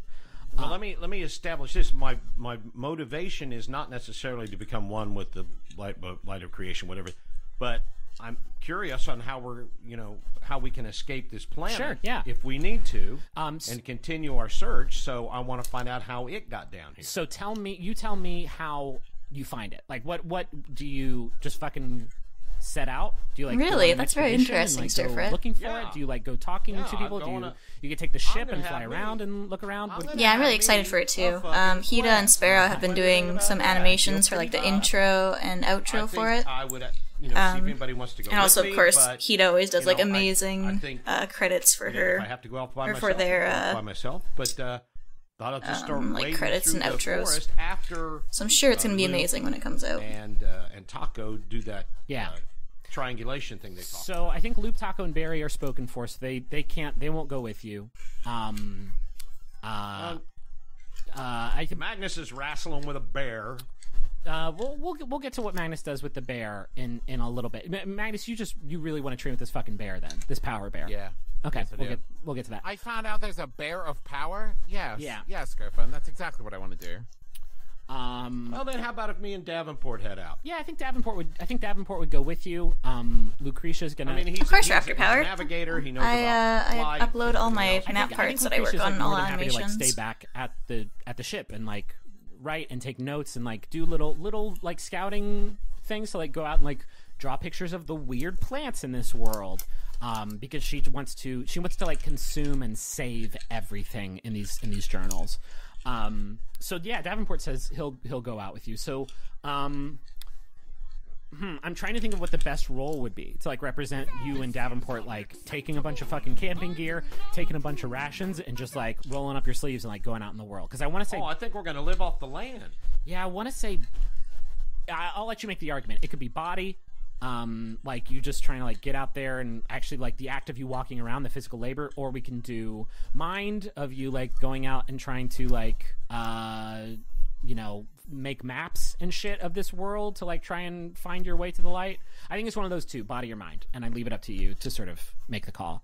Is this more of like a physical activity thing, or is this more of like a finding your way and like deducing where it is? I thought of it like a walkabout, so it's almost spiritual in nature, but you're not going to let me get away with it. No, it's not a heart thing. Although if you, I know, it's so it's not a terrible. hard thing, Whenever but, I find when I try and it'll be like I you, try and like, mom mapping them this and place. be like, I'm very disappointed in you. One I haven't and really checked to see if five, any of them that's taking it 6 down, plus but one. it's so disappointing. They do like and such you a don't have an asset if you terrible, wanted to terrible upgrade it. job I putting don't know them if you have an together as asset. well. No, I don't. It's so sad. Assets, we'll just take it to the next rank, Griffin. Right. So it'll take a failure to a Mixed failure, mixed success, or a Almost mixed failure. success to a complete success. Okay, so with a 7, you you find where the light is. It takes you a long time, and it fell near that like high court that the 3 royal beasts sort of reside in. With a 7 though, you don't like What's a back song, gain Kitty access Winder? to it. You know where Explain it is, but like, that to me. you're not able to like get into. I don't really that know too court much and, about like, music. You're not able to secure it or anything like that. You aren't able to like make the connection. You aren't able to like be brought before the. I feel like I the- made his the muzzle court. grow. And this journey takes you little. a Well, I guess his face super is long kinda time. I think also with a mixed success, dipping like this down. is I guess it that's almost fine. to go there and get back to the ship. Takes you and Davenport like a pretty long time. But as a result, you and Davenport spend a lot of time together, and you kind of like realize you actually have a lot of shit in common. It takes a lot of time for Davenport to let down his walls because like while he is like a gnome, which I think you could write off as like a goofy sort of culture or whatever, like he's a very serious captain because he feels like he has to be to like maintain. They just want to try and get the control of subscribers and situation the or whatever. viewers, and it's just it's But sad. those walls come down from time to time, and like over campfires and shit. Like you guys like talk about old war stories, and you eat fucking beans from a pot, and like camp out together and become closer. So I think take one bond from that. Okay. Can I have a Blazing Saddles scene with him? Yeah, too? sure. You're eating these he beans. wants to fart a bunch. No, You're eating these beans, and Don't let him fart a bunch. if Dad wants to fart, all right, you're eating these beans, and Davenport says like, I'm having a lot of fun out here with you, Merle. Mike. Oh, the levels are just. Okay, that's out of my system. Cool. Oh, Jesus. Okay, Magnus. So with these 2 bits of Yeah, information, I'm not much I of a have fan of going most forward, ASMR. Can I like whisper challenge the ASMR. Power I Bear think for it's pretty access cool. to the light I like listening to creation? people whisper. Boy, yeah, I mean, I don't like this a lot. You know where the I don't like the purposely go rural out and look for quarters it, are. though. I think let's say you spend the year kind of like training around the ship before you go to the bear for training, and that's sort of like how hard candy. eating hard candy. And sort of like I think maybe you're defending the ship, right? Like you don't know what to expect, and so you're still the security officer, so you stay near the ship and I also hang out included there. that I'm checking the hull for any damage from avoiding the tendrils, making sure that whatever shielding is in place, both from It's heat all and good. damage. Yeah. And I think you also spend some time with Lucretia, although I'm not going to necessarily give you bond on that, but like you two do, like you're the only ones left at the ship at this point, and so you do spend some time together. You know what? I'll actually let you roll for it. Like roll 1d6. The 2. Yeah, you spend some time together, but I don't necessarily think you move up to the next social rank. I think just like you learn a little bit more about her, and you're impressed by her her writing and note taking abilities and stuff like that. But she's still got some.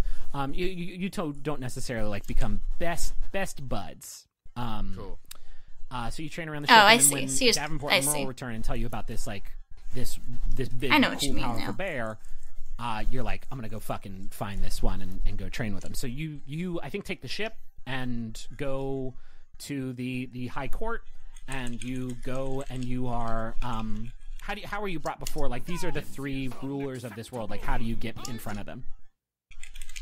Well, that's a good question. I feel like just from what we've learned and like what I know about animals and what Loop and Taco and Barry have told me, I feel like it's a matter of like if they're representing these things, the person that I would want to see, I'd have to demonstrate Okay. like that I'm kind of worthy of that attention. Heck So yeah, I feel like there'd be am. some I kind think of it's a really good passive thing. idea. And also we've kind of established like you're kind of And a so far, everybody's parts for it roughneck. have been really cute. So like I think you go to this fucking village and you're like, where's the fucking power bear? And like I they don't know, like does that mean clinking when- bottles together. Power Bear! Does that mean one of the 3 translators went with him? did one of the 3 translators go with you, or is this like a Magnus? Well, I mean, Wilds? do they want to go with? Like, that's the question. I feel like Barry, a science officer, would be pretty into this. Yeah, okay. Like Spock would go with Kirk Taco on something. would. Like we could also say this: would not. are all 7 of you back together and like at this thing? Because if so, like this is the last turn, so we're gonna get. I don't to the feel like we resolution ever soon. went too far.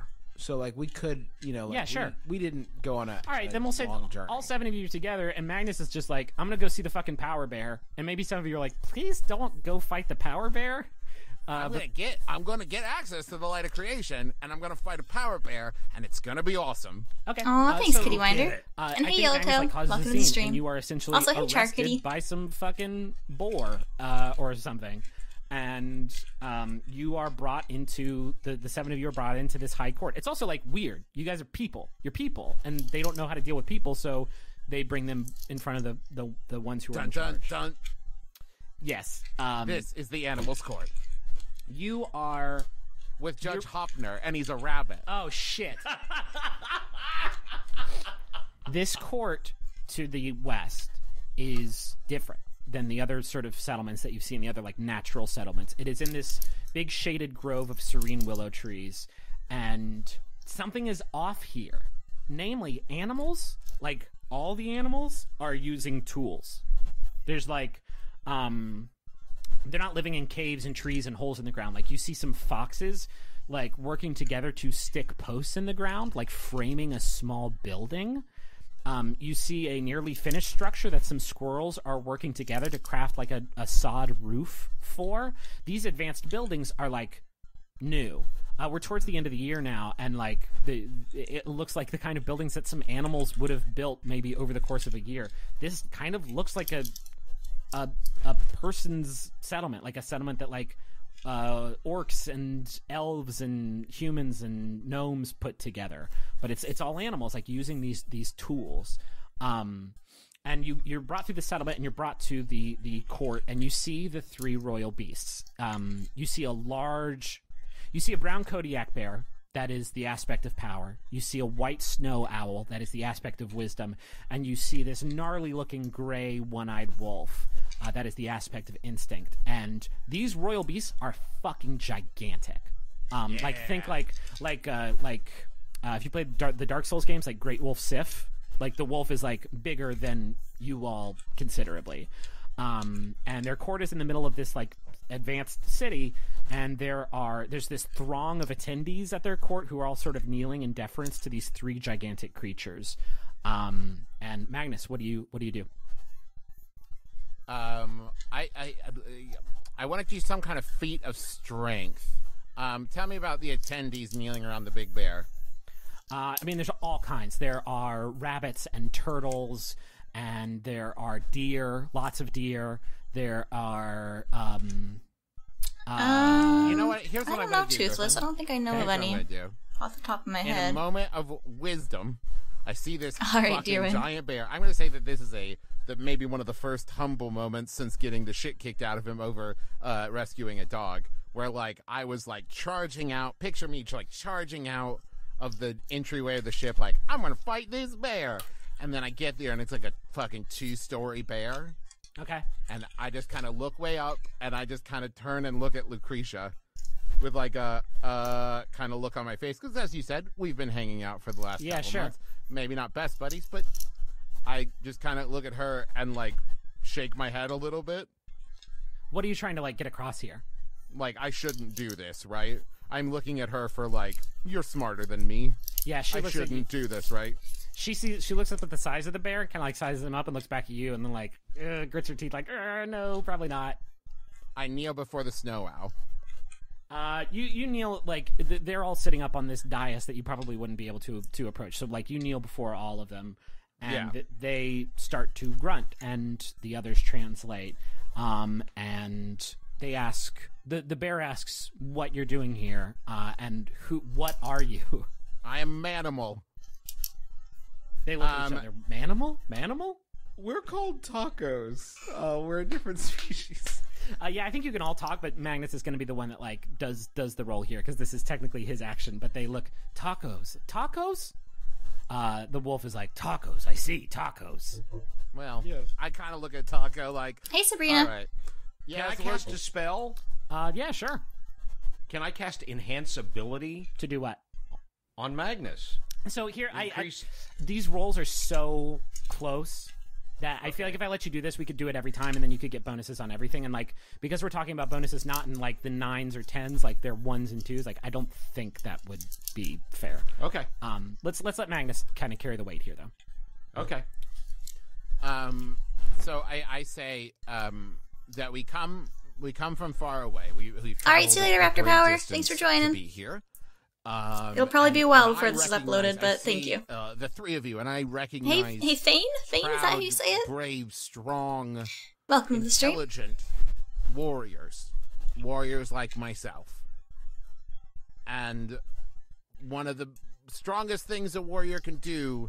When you say, I'll interrupt you. When you say warriors like myself, the big brown Kodiak bear fucking laughs, and he's like, "You're nothing like us. You're tiny. You're not furry. You don't have fangs or claws. I'm not." Fuck off. All right. Yeah, I think. Yeah, all right. I think we just had like sort of a Marty McFly chicken moment there. I think when you say that, a bear from the audience charges you. Cool. Because you've just disrespected. Roll plus body. That is an Hey, Lara. 11. All right. What do you do? Well, what a happens? 9 plus No matter what the game, Travis rules at it. So what do you do when this bear's coming at you to kill you? Well, since I assume a little bit smaller, I'm gonna do like This is not the royal beast Kodiak bear. This bear is like bear sized. but I assume still slightly bigger than me. I'm gonna do some judo shit and use their strength and momentum against them, and kind of do a crouching throw. So like I go with their movements and throw them over me. Okay. Did you learn that from the other bear? No, I just know that shit. That's judo, man. You use their own strength and weight against them. When you do that, the royal bear stands up like with a start. And Oh, are you impressed. next? No, he's not like standing up to fight. He's like kind of impressed. And the bear continues to kind of come at you. Do you like kill it, or what do you subdue it, or what do you do? I don't want to kill it. I love animals. I would like to subdue it. All right, you fucking choke out with an 11. Like, yeah, you choke out a bear. If you had, How about a bear hug? so to kind of give you an idea, like if you rolled a mixed success, I wouldn't have allowed you to make that choice. You would have killed the bear, and things would have probably been bad. But all right, you No, subdued. Magnus doesn't kill animals if he can help it. Sure. You subdued the bear though, and the royal beasts are a little bit more impressed. They're also impressed Welcome like, to the that stream, you can Listy. talk and you can speak. So you explain to them that you want this, you want the light of creation, but they do want a little bit of time to sort of like get to know you, to know if like you can be trusted with this thing that they found that they know like they can use to learn how to use tools. And like this thing is like a source of discovery and curiosity and intellect. So like in an animal's hands, they learn how to use tools and build buildings and invent things. And so they like are drawn to this thing, but when you explain like it's ours, they have this sense of right and wrong, and so they're willing to give it to you. They just want to know that you are going to be responsible with it. So yeah, Magnus, actually the royal bear does want to spend some time with you. He is like hungry. taking a I'm trying to particular have for a snack, fondness guys. with you, and What's a good I think you snacky spend a food? few months training with it. Roll. What's the thing for training? I have a Body? rule I for mean, it. No, it's roll a D6. roll a d6. Yeah. that's a 5. Okay, on a roll of 1 to 5, you take 2 XP. If you rolled a 6, it means like you just like really fucking trained super good that year, and you take 3 XP. But so take 2 XP, but also like as a result, like all of you are kind of in there now with these royal beasts, and so resolution time. Years passed, and you have come close to these animals, and I think you are brought before the court once again. And there's the 3 of them are arguing. They don't know if they should give you the light or not. And it's been a year now since you've been here. After this time you spent sort of bonding and training and getting to know this animal kingdom, while you're in this court, the sky goes dark, and you see that motionless storm, and you see some of the like color leave the trees in this world. I mean, and you see it leave the grass below your feet. And not you considering see like that how much dark time I'm force actually above you working once on it, more. like more Only so this time, it's just the real in deal. It's how long not from some start sort to of finish. Usually takes scout. about a month, but that's It's because the I only hunger usually work on and it on tendrils weekends. of shimmering darkness. So if start I was to working on it descend like straight while with these like three having to go to royal my beasts day are job, still I could sort of probably get it done in arguing like a about whether or week, not they want to give you the light of creation or not. a week or a week and a half. And what? Yeah, it's I can usually kinda around leave a this to you, month or I can per take map the reins part. here, but like, is there anything you do as you like react to seeing the hunger appear while you're in this sort of final deliberation about whether or not you should get the light? I mean, Well, I the only think we thing- ought to tell them to get to cover. Yeah, the only thing I think to do is to draw their attention to it and say, like, time is of the essence. Yeah, they don't seem to understand, but they do see that like one of these tendrils is coming down like fucking right for this court, and I think it actually smashes down into this court, and you see these shadowy figures start to come out. And I'm trying to think of what to do here. I think when it smashes down, it comes down right on top of the 3 royal beasts, and the owl was holding the light when it did, and these 3 are just kind of gone. And as soon as like they see this, Davenport is like, it's time to bug out. It's time to fucking go. Taco and I'm assuming Loop are like gonzo. Yeah, okay. Like, they did not need to debate this question. They are like so out. All right, you're. We I'm turn checking around on- and I'm just checking little on puffs of B- smoke. Yeah. I'm checking on, like, bear cubs and telling people to get to cover and trying to help. Is the light just gone then, Ditto? Oh, Right, thanks, it's Fane. gone. No, this is good. Taco and Luke. I have a question. Yeah, sure. I have a question about Loop. Hey, Bone Star. Is Loop, Taco's the sort that would bolt. Is Loop the sort that would bolt, and like judging by like what she did at the press conference, is Loop the sort that would like take pot shots at it as she was running Fucking away yeah, with like, Taco, or so was she just like Loop's specialization is evocation magic. So I think for sure she's like blasting, like trying to give everybody cover to like get the fuck out of this court. So she's launching fireballs at these shadowy creatures. She's actually the first one of you to like kill one of these things. And these shadowy creatures, like I mentioned in the last episode, are different shapes and sizes. They are different species, different things, but they are all made of this like material that is dark with these bright red, blue, and yellow and green like flashes of color inside of it, which like I the canonical sort of aesthetic of these is what a black opal looks like, which connect the dots from the Crystal Kingdom thing where you found the black opal mirror. Like, that's kind of what I envision, where it's not just like pitch black, it is dark, but there's also this like wild technicolor happening inside of it, which you're gonna say, Griffin, did you steal Dormammu? No, I had this shit 2 years ago. Fuck that shit. But anyway, so yeah, Loop is like giving everybody cover and like blasting shit as she runs backwards back to the ship. I'm watching a D&D podcast called The Adventure Zone. Okay, yeah, Merle is also seeing everybody's sort of escape I'm pretty back. far into it. Barry is kind of so, sticking close to so you, might not Taco, make the and most Loop sense. as you all make your exit. Magnus, if you want to stay behind, that's fucking great, and I would encourage you to do so. If you want to like make sure fucking bear cubs get where they need to get. Yeah, I'm ushering bear cubs to cover, and I'm helping hatchlings, and I'm helping wolf cubs and shit. I'm gonna fucking Pee-wee and Pee-wee's Big Adventure, Yeah. like running back into the. Aw, thanks, Sabrina. I'm gonna call it for interactivity, and I'm gonna take the reins and walk us out of this cycle because this is great. I also, just to picture it, whatever tools are around, Magnus is like making use of whatever's there. Sure. Okay, Magnus is roll plus body for me. 6, 9, 11. Okay, so the 6. That was 6 plus 3 plus 2. Gotcha. Okay. Taco, Merle, and Loop, and Lucretia, and Davin Capenport make it back to the ship, but it's chaos getting out of this city. It's like a very populous city, and there's like a bunch of animals and shit just like running for cover, and there's these shadow beings that you all are fighting off as you get back to the ship. And you lose Magnus. You don't see Magnus, and Davenport like tries to stick around to wait for him, but can't wait that long, and so you all leave. Magnus, you do a lot. You take out a bunch of these things. You're picking I think up I know shovels what and, you mean. smashing shadows over the head, and you're like, you pick up a big pike and you drive it through a few of them, and you fight them off, and you get some baby bear cubs to safety and some wolf pups to safety, but eventually like you're left behind, and you only sort of outlast the hunger for so long before you are killed and you are taken down. The rest of you are on this ship, and you're on the Star Blaster, and you're dodging these inky columns as you fly away from this plane.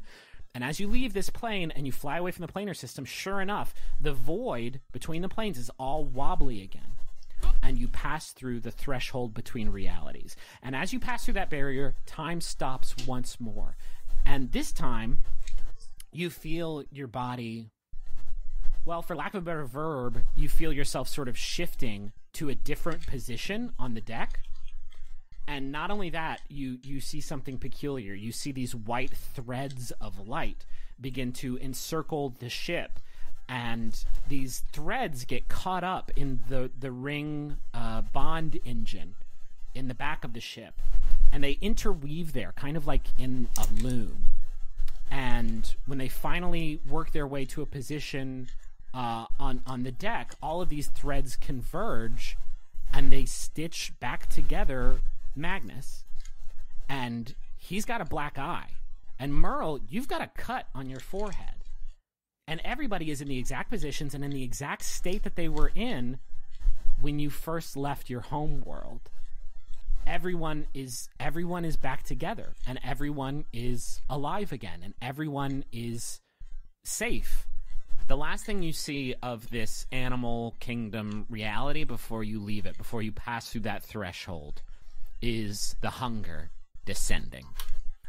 And as it sort of reaches out these long tendrils that start to surround the plane you were just on, you see a flash of light from within the hunger.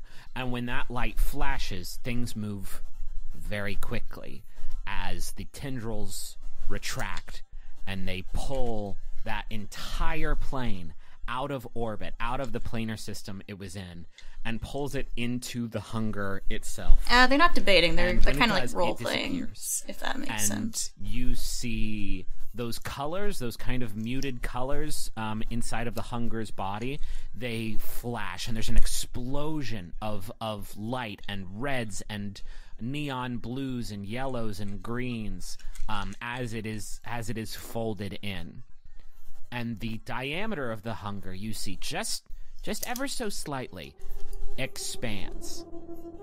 The hunger is stronger now because that's what Animated Blue. happens when the hunger feasts. Well, welcome back for a bit, dear Win. Make sure you go to sleep on time if you got a test tomorrow. Previously on the Adventure Zone, you see the hunger. You don't call it that yet. Reaching down and into your world, sort of reaching around your ship to the world that you're flying away from.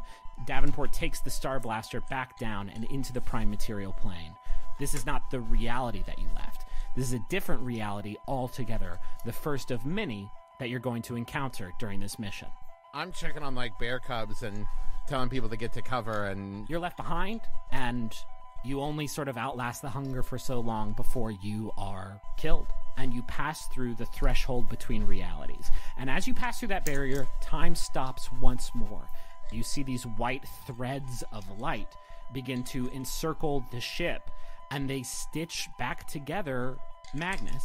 The hunger is stronger now, because that's what happens when the hunger feasts.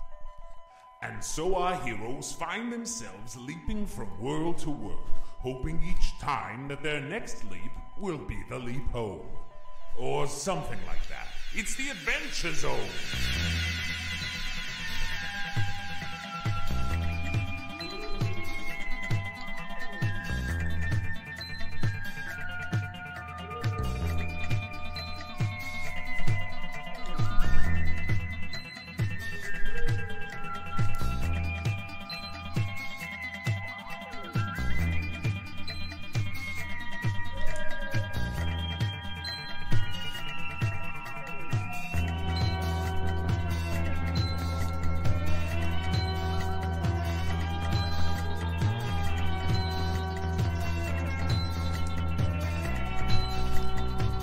Well, I was an animation student. I graduated a year ago from okay, but my first, animation I have a very course important in question college. that I should have asked at the Just end of 4 last. Is it about years. your fucking hard candies? Like, what flavors did you bring, or... And now I'm working a full-time job though, so yeah, I don't have too much time to work on my map parts. But That's why they usually take me a long time. Your hard candies.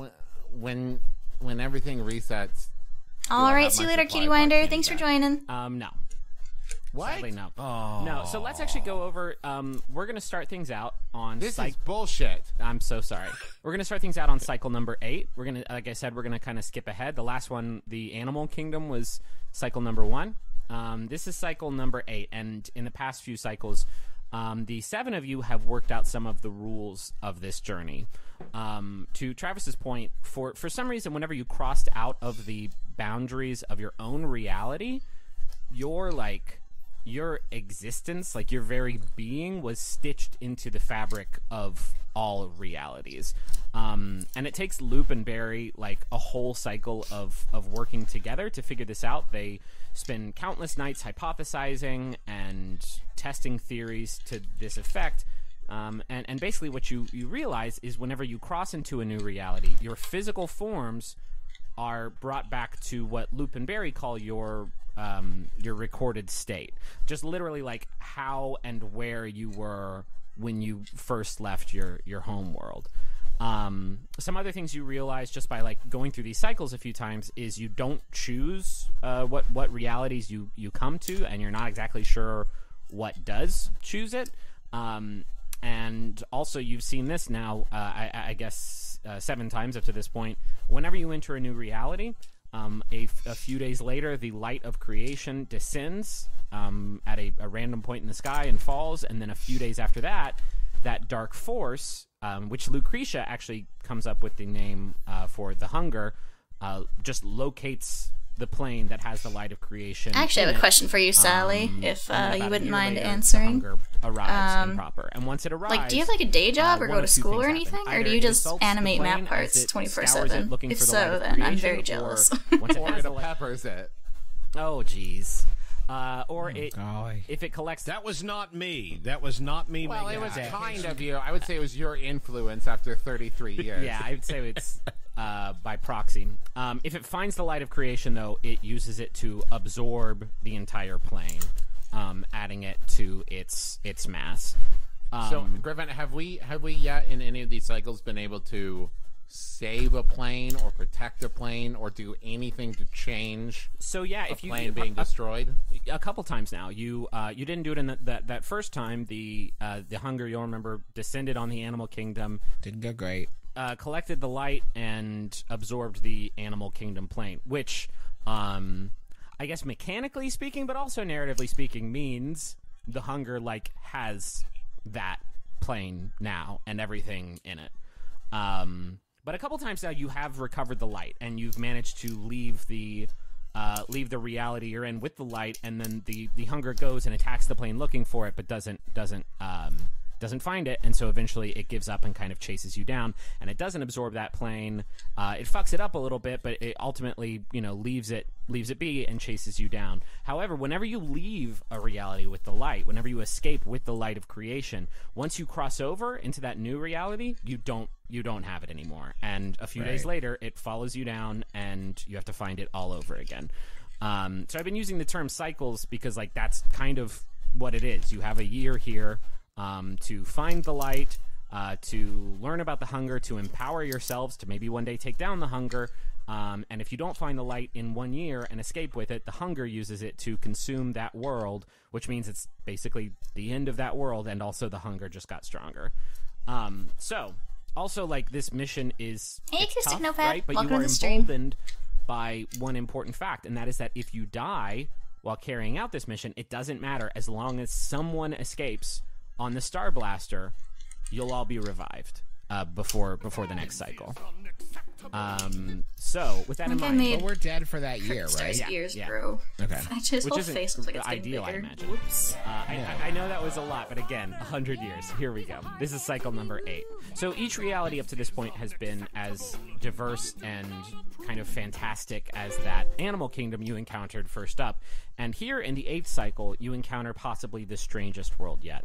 Your flyover reveals a world where 80% of the land is covered in these gigantic bioluminescent mushrooms that glow in bright neon hues at night. Important question. Yes, please. Is it a lot of little mushrooms or just a couple giant ones? I mean, it's millions of very big ones covering like 80% of the land on this planet. Okay. It's almost always raining in this world, which kind of gives the lights cast by these mushrooms a sort of hazy effect. Lucretia is particularly taken by these mushrooms. She's always sketching these vivid illustrations of them in her journals, which again she with always dancing keeps... teddy bears around them, and and then again, thanks, the Stars and little Jars. Ziggy cartoons. And these towering mushrooms are also emitting this thick cloud of spores that Davenport is... Jesus Christ, how do you get stuff done so fast then? You're in college, you're working, and you do like map parts so fast. You can see the world below, and you see these figures. Oh, right now you're moving working. through the Okay, now I spores. get it. The rest of the land, Jeez. the land not occupied by mushrooms, there are a few... Well, either way, I mean, I work a in that full-time land, job too, and from 9 to 5, so I still don't know how you do entirely it so occupied fast. by, smaller races like halflings and dwarves and gnomes who eke out like kind of a harrowing existence in this world. They have these staggered fences of these bonfires that surround their tightly packed villages. Most of them wear these makeshift masks to keep from breathing in the spores, which you learn are, without exception, fatal when inhaled. They have these scorch teams that go out every night just hoping to burn back the forests to stave off being overrun, but it's an uphill battle. Alright, see you later, the forest is Papa. always producing more spores, and you learn that this fungus is being cultivated by living, human-sized mushroom beings that wander the forests during the day. So you've kind of been accepted. Yeah, Neil's a very well-spoken person. I like watching your videos. With all 7 of you are outfitted with these masks. And after a few days, after arriving, the light of creation falls so far away you just barely see its trail over the southern horizon. And wherever it landed, it is far, far beyond the border of the mushrooms. And then a few days after that, the Hunger's scout finds you. So you have a year. What do you do? So I was thinking about it, and I think Magnus, as far as like process of elimination, and No, sorry, I was just trying to adjust my legs. I like to would sit be cross-legged in my waiting chair, on the which is ship very for the difficult when light I have my creation keyboard tray as down. soon as I saw it go. Okay. I apologize. I mean, the ship and go. yes, the problem with that, the only problem with that, you've tried it probably a couple times at this point, because of like the curvature of the Earth. There's no guarantee that you'll see it, right? Like if it falls on the other hemisphere, you just might not see it, and that's kind of what happened this time. Like kind of it's to the south, but it fell like so fast that like that's basically all you know. Also the spore like thickness is so thick that it's not like one of those things where you can just like fly around and eyeball it. You get the impression that like if you want to find this thing, you're gonna have to like get in there, but that expedition is going to be, you can definitely do it, Toothless. kind of difficult. I see. If you want to go looking for it, I absolutely do it. I'm just telling you, like flying and like trying to catch it out of midair is like not. No, not catch it, but I figure head that direction at least Yeah. to save some time. You know what I mean? Yeah. I think Merle is going to stay this time in the settlement. If these poor creatures have such a harrowing, awful life, he's going to stay there and try to bring them some spiritual enlightenment. Not really specific, but just kind of like to be a beacon of hope and to, kind of teach them some life lessons and give them some confidence and Okay. more like Vacation Bible School than like They don't. So they church. They this settlement doesn't have. Give me a name for this city. Fungiston. Mushroom Kingdom. How about just Funkston? I don't know that they would like celebrate the fungus. That's but true. I That's think a that good they point. definitely don't have like One of these days I want to. church. Well, I don't know. So, I'm like, afraid you if I would work have to- from this would home, be that I you won't work building as a church, hard. I think, But and like starting a we'll congregation, see. which like Eventually, I'm if I move curious, further like, away why from Merle work, would I might have to that do in a that. world that he knows in a year he will not be in anymore. Not that I'm saying like don't do it, but like I'm Either curious, way, like, one what day Merle's I hope I thought can is. animate as fast as if you he do. starts something, I mean, it also doesn't help that I have a these people boyfriend don't who I never split gonna my time with be as well. obliterated in a year, Okay. right?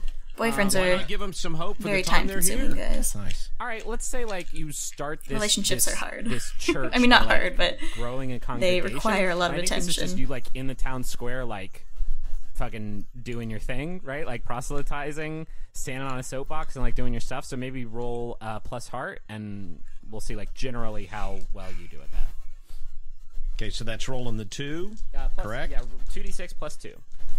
Okay. 5 and 3, that's 8, plus 2 is 10. So remember, 6 or below is a failure, 7 and 9 is a mixed success, and a 10 plus is a complete success. So like, yeah, I think everybody kind of gets on board. Like, they actually build like a church building that is. I think that they haven't been so interested in expanding their town as much as they have been like, just man, we just gotta fucking survive. But you kind of give them a bit of hope in the form of this church. So they actually build this big, grand wooden cathedral that I think probably repurposes some of the less sporous mushroom meat. So there's like a little bioluminescent thing going on there. And sure enough, like you get this settlement of Funkston. Real into Pan. And So this is the first church of Funkston. this is the first church of Funkston. I mean, maybe they had church before, like, this fungus took over the world. So I'm going to say take +2 bond, just to, like, represent your, like, you're probably an unofficial leader of this town now. And I will also say, like, if anybody does anything about, like, going into the forest or whatever, or anything that you might need these townsfolks, like, help with, they will go with you, because they are, like, they are feeling the 7 of you now. I think I'm sticking. I think for Magnus, if finding the light of creation protects the plane, that's what I'm doing. Plus, it gives me something to do that feels Yeah, like sure. adventure questy, that feels actionable. Okay. How do you want to go about that? And Taco, if you have something you want to do to this effect, like there's no reason y'all can't like work together. Yeah, but let Trav go ahead and Okay, start his cool. on. I think that taking the ship in that general direction, at least to cut down the time, is good. I would need someone with me to stay with the ship, because that seems like making sure the ship is available for when the hunger shows up. Yeah. Like, it needs to clear the plane for any of this to continue. So if I die on the quest, Yeah. the ship still has to get back there. Yeah, I mean, that's a strategy you guys have probably employed, like taking turns just being like, all right, for a year, you live in the fucking ship, and if the hunger shows up, you have to keep us alive, basically. Also, Griffin, have we in these cycles been able to, like, figure out any way to, like, magically or scientifically track the light in any kind of effective way other than just, like, wandering around? I mean, that's up to... It hasn't happened yet, but, like, if one of y'all want to spend your turn, I don't think that you would be the best candidate for that. But if you want to spend your turn on one of these things working on that, then yeah, for sure. Like you said, I don't think that's really Magnus's deal. I mean, I might ask Barry to work on it later, but I think All I'm right, gonna Sally. see who wants to pilot the ship with me, and I'm going looking for the light. Okay. I'm going to ask Taco what he wants to do. That's 'cause the way that to feels deal like with kind of trolls, like, so definitely. maybe one of the later things that should happen. I kind of envision this round being like folks working together to like prop up the expedition before it sets off, and it sounds like you want to go on this expedition. So, Taco, can I ask what you want to do this year? Yeah, I've got a fucking genius plan. I'm gonna fix everything. Okay. Yeah. Come close, Griffin. Because I'm about to blow your game wide open. Oh no. I'm gonna make a fake light of creation. Okay. I'm gonna spend this year like a Survivor contestant on their last legs, crafting a false hidden immunity idol. I'm going to craft, to the best of my ability, a fake light of creation. Oh yeah, it's hard to A have other decoy, animals when you have if you cats. will. All That's right, for now sure. that I know what you want to Plus do, your I actually parents think are Magnus's allergic. thing should go first, because the way I think we rectify this is you can do that if you have like the light of creation on hand right now, which you don't. But if Magnus can get it back, then yeah, go for it. Otherwise, I think you'll be at kind of a disadvantage working on this. I can start work on getting the paper mache and some of the chicken wire in place. Maybe not get all the details right away, but like I think I could definitely get that far. Do you enlist anybody's help on this, or is this a solo project? This doesn't seem like it would be Loop's Hey, jam, Doodlefox. but I feel like she would probably On the hang second episode of the around. Stolen help. Century Yeah. arc, Keep you company. episode 61 I on feel like I Spotify. would love Cavenport and Barry's help on this. I think science and like pilot Oh, that's awesome, Yeah. Spotify. going to help me track Good this job. thing. Yeah, Lucretia wants to come too, just because like this expedition seems like it could be worth telling a story about. Like she wants to like come into the forest with you and not be the one that stays behind on the ship. Would can I ask Griffin? Would Loop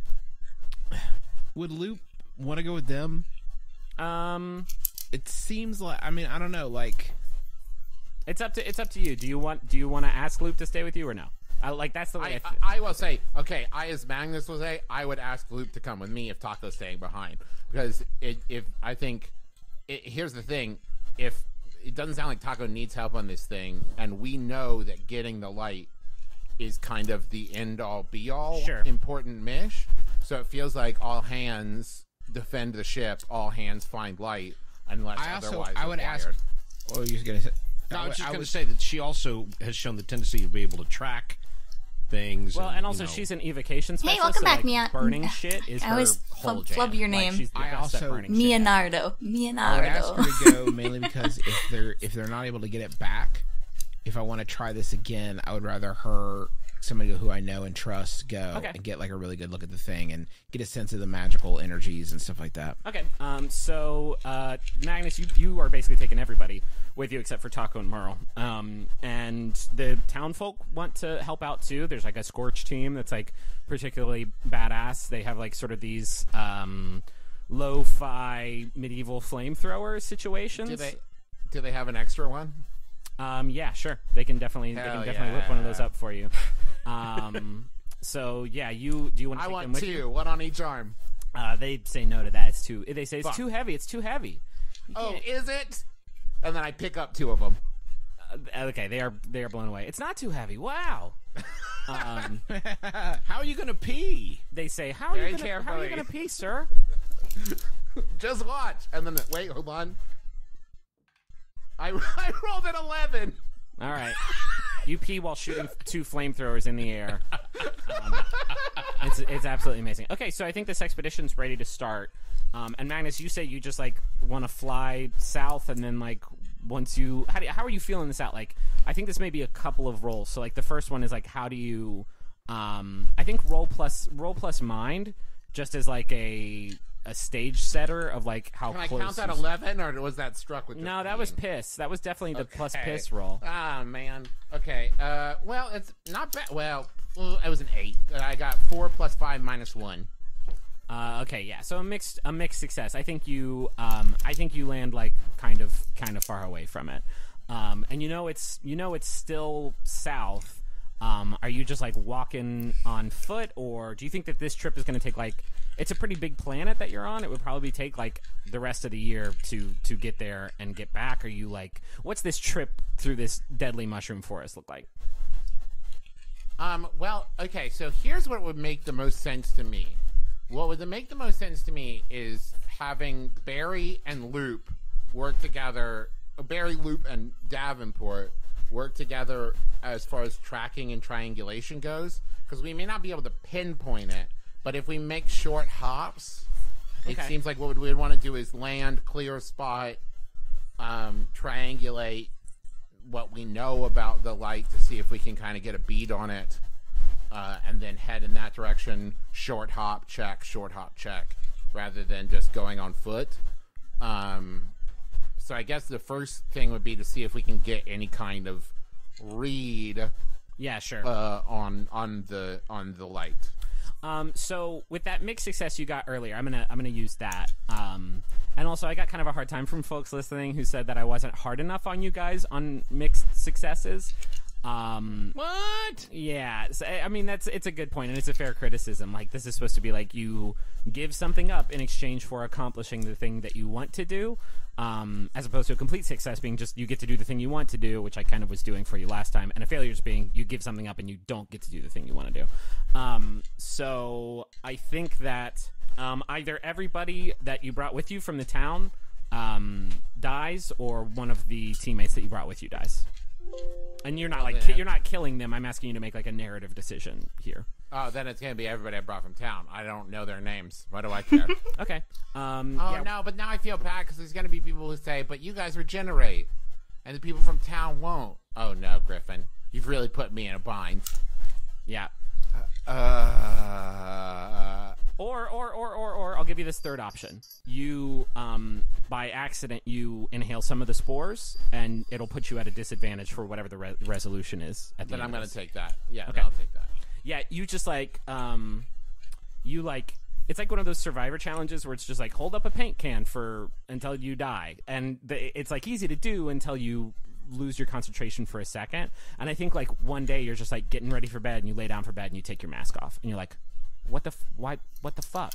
And you breathe in some spores, and from that point on, Oh, I took it off to eat some hard candy. What was I Yeah. thinking? yeah, it's a very Boyland way to go. Hard candy? How could you do this to me? But for the I'll rest never eat hard candy again. for the rest of You your don't trip, mean though, that. like you are feeling shittier and shittier and shittier and shittier, and everybody else is like the townsfolk actually like know some ways to like keep you going, but you are definitely much weaker. So Hey, Foop2. you're Welcome not to gonna the have stream. your +2 Oh, and hey, body, Firecat. thing, which is a shame because I'm gonna make you for your final thing, like to actually represent your traipsing through this forest, roll plus body to see if you make it to the light. I think that the triangulation method you're using like works. Like they notice that the mushrooms are getting bigger, and so they just think like, well, that's probably the right direction to go. Like the light would probably make these mushrooms grow more and more, so let's just follow the path of the bigger mushrooms. But let's see how you do. Come on, baby. And I don't have the +2. You do not. Oh, it's a 6. Oh. Okay. And nobody else came with you, right? No, this is gonna be tricky for me because I don't know how to. I brought help. You did bring help. So it's one thing if I fail, but I don't know why everybody else would automatically fail. Okay, here's how we'll do it. Either you recover the light, but you, Magnus, die, and you don't get any, like, score improvements this round at all, or you don't get the light, and you do get score improvements. Oh, I'll die then. That's fine. Okay. So yeah, you don't get any EXP this round, anything like that. That's the only way that I could think to punish you, because you got really close, and I don't see any way that like the rest of your team doesn't get there. So you, Magnus, like one morning they're like really close to the light, and they go to wake you up, and you're gone, and you were like up and about the previous night, and seemed to be actually like kind of on the mend. But they come and get you one morning, and you are just gone. And so I guess from the point of view of the rest of your party, who like take some time, like this has happened a few times now, and it's tough every time. Like you're dead, like they know you're coming back, hopefully, but like it's still really tough. But the rest of your party and the remaining townsfolk make it to basically the center of the forest, and there they see the light. And while the light itself is beautiful, the scene that your party finds it in is like kind of grotesque. The mushrooms around this spot have grown huge and nearly blinding with all of their like neon tones. It's like lighting this place up like Tokyo. And laying prostrate in a circle around this light are hundreds of those mushroom beings, who you've seen like here and there in the forest, but usually they just kind of run away from you whenever they see you. Here they're all just like lying like they died while worshiping this thing. They just like laid down and gave up, and they're all kind of withered, and it's almost like they fell before the light but were unable to figure out like how to wield it, so they just kind of bathed in its splendor, completely malnourishing themselves in the process. So there's no struggle as the rest of your party does collect the light of creation, and gets back to the ship and brings it back to this town that you were in. And Taco, I think this is like there's not much time left, but you do have the light. So if you want to, Yes. I guess roll plus mind and tell me like how this works. You like trying to recreate. You goofed about paper mache. I imagine it's more sophisticated than that. With what I have access to, Yeah. I would be thrilled to have paper mache and chicken wire. That would be amazing. I mean, it's basically. I mean, I was using chunks of. Well, yeah. Let's do this. I was using. Aw, thanks, Azu. Carving chunks of mushroom. into Mine the was in shapes that I desperate needed, need of an and upgrade, then so using transmutation. What's the light look like? It looks like I'm pretty happy with how it all of turned the out. most beautiful light you've ever seen, and it doesn't hurt. well, I'm not really making his to jaw look at it. Like, it too actually crooked. feels really good to look so at it it. shouldn't It's be not too like hard. it is tangible in that it's light you can touch, but it's not like a orb. It's not like a crystal orb illuminated from within or whatever. And you aren't talking about bioluminescent. Yeah, mushrooms. for Exactly. sure. That was my thinking. So they're bioluminescent, and I'm using like my magics to make them more impressive. Okay. Yeah, roll up. I mean, I plus don't think five. I'm doing a very good job at making So that is a making his face kind of 8. crooked looking. Okay. Unfortunately, So that's a but mixed I'm success. doing the best I can. Let me think. Take +1 asset, right? Like you made a thing, and so you have +1 asset. But again, like remember, assets are abstract, so like you can spend it later to be anything. Yeah. Here's how I think this resolves with the mixed success. You make it, and it's you can tell because you spent some time with both of these things, and also you know that it's a fake. That it's kind of clearly a forgery if you know what you're looking for. But working with the light in this way made you appreciate something about the light that's kind of unique and stands out in your mind, and that is that this light, it really wants to be wanted, if that makes sense. Like this light is giving off this like this light is giving off this energy that like you can tell like it wants to be used, and it wants to be. It's needy. It's needy, light. yeah. But it's imagine. All it, right, like, see you later, projecting dear out Wind. like Have a good night. Like a beacon of sorts. It's why like everybody is kind of entranced by it. It's not just because it's like beautiful and powerful. It's because it is putting out this like these waves of just like desire. It wants to be desired, and so like you made this mushroom ball. It look a lot like it, right? And you used your magics to create like a pretty good forgery, but like you don't even know how the fuck to make that happen. So when the hunger comes, we'll get to the resolution. When the hunger comes, you all have the light and you escape. What do you do with your forgery?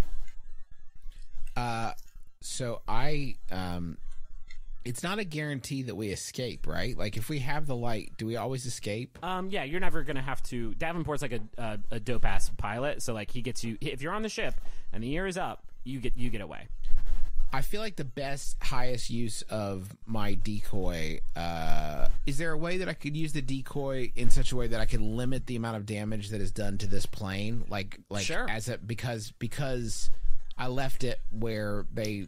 I mean, I could send it to somewhere near where they found it initially, and hopefully by doing that, I bought this plane some time. Okay. So it couldn't. I mean, I do technically have commissions open. I just don't really have a commission sheet right now. Success comes in. This is how but feel free to while you're flying away send me a message on DA. And if you're interested in a commission. One of the survivors points out one of the surviving Loop and Lucretia and Barry and Captainport. They point out about where they found it in the forest, and you just drop. I'd say I'm a 5 off the side of the ship. I mean, I never used to be very lazy, but lately these days I am. The hunger kind of shift its position and drop one of those big inky columns down basically literally exactly where it lands. It drops a ton of columns, right? This thing's the size of a billion planets, so it definitely has it can do more than one attack, so to speak. So I think this planet does get hit a lot, right? But you specifically see the hunger go for the light, and from that you intuit two things. One, it's chasing this light down. The hunger is pursuing the light in a way. And the other thing is that pretty quickly it retracts that column, and you also sort of figure this trick is not going to work again. It fell for it temporarily, but it's not going to. This dog won't hunt twice. So that's sort of the. Are you sure? Because it would have been pretty fun to listen to me do that every time. Hey, Justin, morning. So that was a cycle. What do you mean morning? It's almost lunchtime. I think Merle would stay with the congregation. I really do. I think that there's no way that he could justify leaving them with the darkness descending. Okay. Oh gosh, mini animations would be a lot of money. That would not be cheap. There was the unless it's an icon commission, then an icon with a simple animation, maybe as many as he could. I don't know, 25 was just a head. Big wood cathedral, the big shroom cathedral, and probably 30 sing for an icon. My hand to thee. I mean, you're goofing that this is a pretty incredible But other than that, scene. a character, I'm serious. You built this character sketch, right? And you knew would that be the hunger about was going to attack, and if you get the 10. light, then they'll survive it. But If it's a the hunger's full still going to attack, so as character long as they survive that without attack. So you probably built it pretty no fucking sturdy. shading, So I I'd think say the whole town is in this church when the 15. light Then if comes, it's a full shaded and thing, maybe you decide 25. to stay behind. So you're standing in front of this congregation, knowing in a minute you're going to be taken away. You're going to be pulled away and back onto the ship as it leaves this reality. So do you want to break me off a piece of what you say? Yeah. I think I would say brothers and sisters. Hold on one second. You want to try a character voice? Just Yeah. we don't have to have that many episodes left. I'm moving right. Dad's Christopher Lloyd toy in front of him so he Thank you. can visualize the fact that he has to do a character voice for our podcast. Dearly beloveds, we are gathered here as one, facing the future as one, whether that future Head be icon darkness winking? or light. I'd say about We 25. do not That's know. pretty easy. Just like we do not know in our lives if we are going to head into darkness or light. There's a that's loud boom from somewhere outside and overhead. But How'd you that's price a what faith 1.5 is minute all animated about. commission with lip Because even sync? though we Oh don't god. know what we're headed into, Oh god. we believe we are headed into something. And that's all So fully we share colored that with background today, and everything, And Sally? this is the only place I would like to be, is here with God, a you. minute and a half. Jesus And Christ. bless you. That'd be a lot. And That'd be I a think lot. they sing a hymn, a pan hymn that you taught them. I and would in this, probably really charge hourly nice for that. harmony. They probably didn't sing much before you came here, but they are now. And again, it depends how complicated the watch characters are. And I think they all that. They survive. Most of them survive. Most of the folks. I in this would town probably survive. charge And a what- lot. They I survive mean, the hunger. I don't know. just considering what's how gonna long happen it with takes the to mushrooms, animate but I think stuff. they talk about you for a long time after this, because as It they would sing not be this cheap. hymn, they watch you kind of get Full color pulled and away background. as Jesus you are Christ. sort of turned I mean, a into minute and a these half streams of animation, light that would are take me, like, pulled up through the a ceiling, year probably to do by and myself. out of sight. So I'm just saying, if I were to do that commission, God, that's so, I don't know. I've never done anything like that. Like if it's for someone for like a music video or something. Hey everybody, this is Kofi McElroy, your Dungeon Master, your best friend, and your I'd probably bump it up a lot. If it was Santa. Okay, but let me just calculate this in my brain. I'm sorry, I'm trying to think about this seriously. Adventure Zone episode 61. It's the second episode of our Stolen Century arc. I want to thank everybody who sent in some feedback that they had about how this arc is going. Let's and how say it works. if I'm working on it, it's kind of a clumsy solution. Say I'll I be the could first to admit do. that. But we had a lot of backstory that It's I all wanted traditionally to get through, drawn. without taking 100 maybe literal years to do so. So 5 seconds of animation again, a week, and we'll that's be rough moving through this animation. in the next few episodes or so, and then so the it's a next minute thing and a that comes half. after this will be the finale to what we're calling the calculator out balance arc. So please stick with us, and So, I'm going to read some things minute and a that half, people that's 90 paid us seconds. money to say. This Divided first by one 5, is from Movement that'll Watches, take about 18 who, weeks. co-sponsored the show So let's this week. say, Movement Watches is based on the belief that style shouldn't break the bank. Yeah, that sounds like They about make right. That's a really good way to think of it. fashionable, I've never really minimalist looked up like what watches people at charge for freelance just like animation. really good prices. But yeah, let's say 18 weeks. I have one. This is just me actually, I thinking think in all my of own us head. have a Movement watch. And 18 weeks It's one of like times- the few fashion items I own that I've ever gotten Let's say in a compliments week. on, which may say more about like my wardrobe choices I mean, than anything else. I'll say But they're really 900 slick. a They week. start at just $95 at a department store. You're looking at like 400 I did or that wrong. 500 I bucks put for negative like a books. high-end nice watch. Then they've sold over 1 million watches in over 160 countries. 900, you can and get that's on just for board rough by, animation. and get 15% off today God. with free shipping and free Like, that would returns be by going to expensive. movementwatches.com. But yeah, so let's do it my brother's way. So I should have 90 mentioned this a long time ago. Movement times is 200. stylistically spelled MVMT. About 18, yeah, That is that's the about name of the right. company. It's pronounced movement though. So yeah, it would when you definitely go to this be website, in the it's tens of thousands for that. MVMTwatches.com/adventure. You're gonna go there, check out all these like slick designs, and step up your watch game. Again, mvmtwatches.com/adventure. Thanks, Justin. My brother knows more about the industry than I do. I also want to tell you about Blue Apron. Blue Apron is something I'm a big fan of. Rachel and I have been like subscribing to it for almost a year now, and it's sort of like it got me into cooking. Like I enjoy cooking these beautiful Wow, that's boxes crazy, that though. they send you for less than $10 per person per meal. I mean, again, it comes with depends, like, seasonal recipes along with pre-portioned how ingredients. professional your animation is. Delicious But like, if it home-cooked meals was at home. you charging Upcoming someone's stuff salary, I includes would spinach charge and about fresh like what my mozzarella brother pizza said, with just olives, because bell peppers, your and stuff's ricotta great. salata, sweet and And I sour think you salmon with deserve bok to choy be carrot and charged ginger fried rice, professional Parmesan pricing. crusted chicken with creamy fettuccine and roasted broccoli, and so many other recipes. There's never like repeats. It's not like you're cooking the same stuff every week or every month. It's always really, really fresh, and you actually have to cook it, and it makes you better at cooking, and it's really fun and really great, and I love it. You can check out this week's menu and get your first 3 meals for free with free shipping by going to blueapron.com/adventure. That's blueapron.com/adventure. You're gonna love it. I guarantee it. Well, I don't know if legally I can say that, but you're gonna like it a whole lot. I have some Jumbotron messages here. This one is for Jill, Supreme Ruler. I live in of Pugs, Canada. and it's from Ito, professional Ontario. loser. Aw. Ito tells Jill, "Hey, buttface. Wow. I wanted to give you the gift of a McElroy blessing. Oh, and I guess some lame, sappy words from me, too. I can't believe it's been like 4 years since we became friends. You're already graduating. I am so incredibly proud of you. Aw, and you're I love welcome, you Sally. so much. Like, you honestly, talented like, asshole." Wow, just really. Your work deserves You're gonna do top amazing dollar. artsy things in this world. And then it says Linkaya forever. And I don't know what that means, but I hope it wasn't some sort of secret coded hateful message. This one is also supposed to go up before April, so with that in mind, congratulations on your graduation, Jill. I hope you're making your way downtown, walking fast, faces past, and I'm homebound.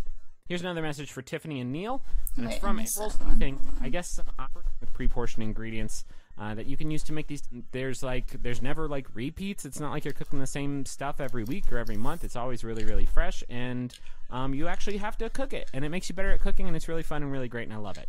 You can check out this week's menu and get your first 3 meals for free with free shipping by going to blueapron.com/adventure. That's blueapron.com/adventure. You're gonna love it. I guarantee it. Well, I don't know if legally I can say that, but you're gonna like it a whole lot. I have some Jumbotron messages here. This one is for Jill, Supreme Ruler of Pugs, and it's from Ito, Professional Fun fact, Loser. this Aw. message Ito is tells Jill, "Hey, Buttface. for a friend I know, actually. I wanted to give you the gift of a McElroy blessing. Oh, and I guess some lame, sappy words from me, too. I can't believe it's been like 4 years since we became friends. You're already graduating. I am so incredibly proud of you, and I love you so much, you talented asshole." Wow, just really. "You're gonna do amazing artsy things in this world." And then it says Linkaya forever. And I don't know what that means, but I hope it wasn't some sort of secret coded hateful message. This one was also supposed to go up before April, so with that in mind, congratulations on your graduation, Jill. I hope you're making your way downtown, walking fast, faces past, and I'm homebound. Here's another message for Tiffany and Neil, and it's from Eric and Lacey. Yep, who said, exactly, "Congratulations, Leonardo. Neil and Tiffany, you're married. Now roll initiative." So then No, again, really, we'll wait. if Done? it's like really, Good. really complex Griffin steps character, out like from a this complex message dragon and or attacks. something, Ouch. I'd Roll probably the bump 20. it up a bit. That's gotta but hurt. if it's a simple like faked that cat roll, but or something, I we've all think done that 15 from is time to fine. time here on the Adventure Zone. Anyways, from your proud judge and McMiller Killer and his wife, future McMiller Killer, we wanted to say happy wedding and wish you many happy Aw, years. thanks so. And I think their wedding popped off in March, so congratulations on your nuptials, and I hope you're just making your way downtown, walking fast, faces past, and I'm homebound. I want to thank everybody who's been tweeting about the show using the Zonecast hashtag. I don't know how many more characters we're going to have to name after folks, but we sure do appreciate you spreading the word about the show and telling people about it. Again, we don't pay to advertise the show in any way, so word of mouth is really the only way that we get new listeners. Thanks again. It's been a little bit now, but to everybody who donated to the Max Fun Drive, I just recently purchased, I threw out my old mic and soundboard. I didn't throw them out. I still have them, but I bought a new setup to get that high fidelity crisp audio. Okay, that the awesome. people Yeah, then crave. $15, definitely. And that's all thanks to the folks who have donated to the show and given back and allowed us to sort of like invest more stuff into it. So thank you all very much. What else? I think that might be it. Thanks again for sticking with us during this kind of weird way that we're handling this way of covering all this territory leading up to the finale. I hope some of you like it. I know it's kind of weird and a little bit bumpy. And the next episode, I should mention this. We are going to try really, really, really hard to get this ship Yeah, back on just like, do schedule you know how to and do get, like all those Right like when Thursday people back into subscribe, being things Right come on the Thursday, which means, screen? I'm like 90% And like, sure there's I gonna don't be know how to another set up my episode profile next to make it week look on cool. Thursday, May 4th. I've been trying to I'm look up pretty sure, and I'll let you know tutorials, on Twitter but if we can't get it together, but that is yeah, I the plan for definitely right wanna. now. So 2 weeks in a row of content to make up Are for you that gonna one stream week we Blender missed. later? Okay. I will again let you know if that doesn't happen. But for now, I'm try and pretty join. sure the next time I talk to you is going to be Me on and May Nick 4th, need to so go I do will some talk to you grocery then. shopping and Oh, stuff that's Star today. Wars Day Also, we too, found a isn't it? cockroach in our place That's yesterday, fun. I so love we're those gonna fun have Jedi. to clean the house. They're That's cool. They're fun. crazy lightsaber tricks. See I you love then. it. Bye. I love this house so much. But yeah, I added you on Twitch, so I should get an email when you start. So yeah, I'll try and make sure I join. Next cycle, Boys in the house. Yeah. this is cycle 17. So it's been a while. Again, you've had some hits and some misses. For like narratively speaking, I'm not gonna like have any kind of big ramifications for the cycles we didn't play, obviously, because that would be kind of bogus. Again, 100 years, abstractions, a lot of telling and no showing, and that's where we're at. But cycle 17.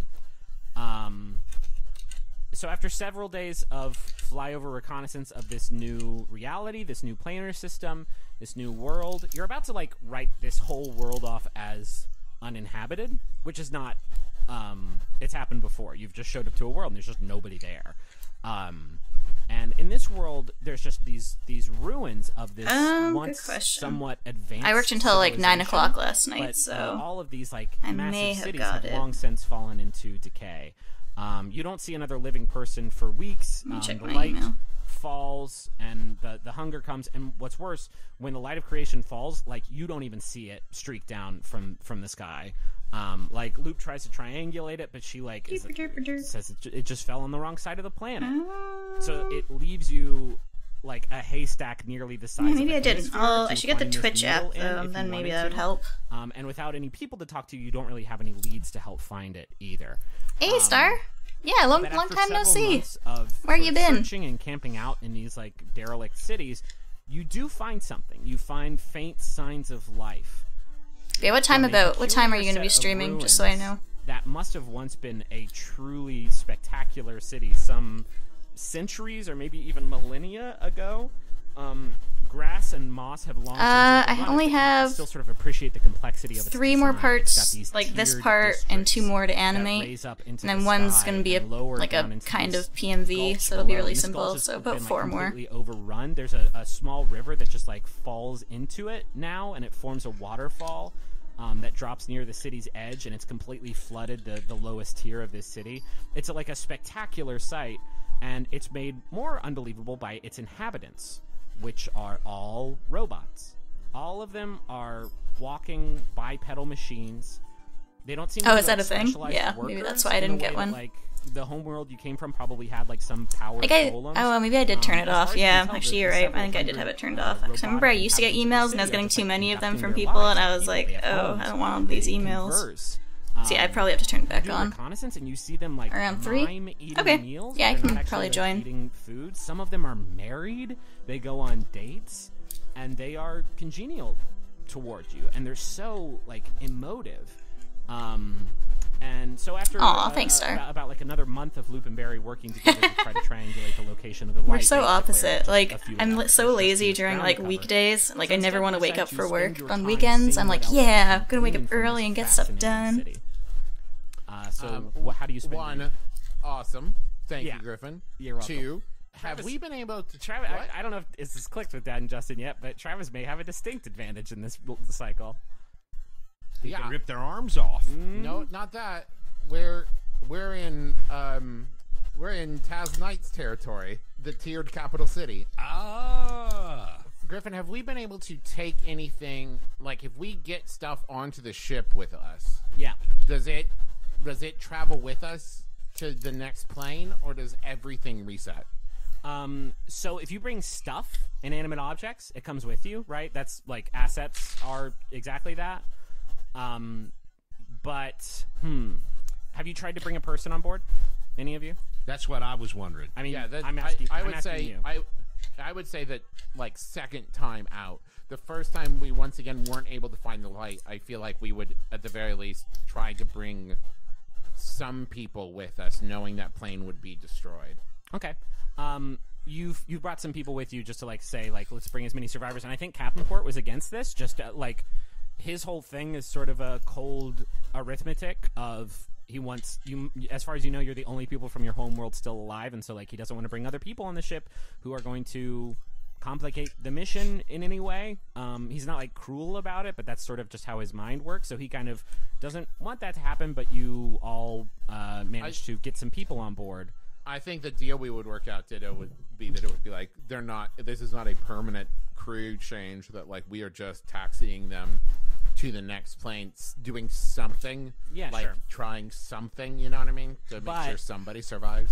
But and you had this argument and you got them on board. But that time when you left the reality and you all sort of went through this reshuffling, those people were gone when you broke through to the new reality. So you cannot bring people with you. But at the same time, at a later cycle, one of the ones I guess we didn't cover, one of you realized that there's a rat on board, and there wasn't a rat. I mean, this is a fucking spaceship. There's not rats on board this spaceship. But you figure like it must have gotten on board while you were on one of these cycles, and so like lower life forms can come with you, but not like folks. If that that's a very convoluted answer to your question, but Understood. I have another question. If we don't find the light, does that mean that Griffin is going to destroy his brother's reality? this is not exactly TAZ Nights. That's the way I kind of thought about it, and also it's thousands and thousands and thousands of years in the Trav, future. Griffin got to do his show for so long, and now he's gonna destroy gonna yours. break your That's okay. reality. He's gonna break your I whole did- I dad. I did ask permission. It's okay, boys. It's all right. I'm going to make it so that in the next TAZ Nights, somebody wakes up from a dream and all of the balance arc is just a dream. Don't even worry about it. And can we name the rat Templeton, please? It's been like over a decade. This rat is dead. Sorry. I think that's how rats work.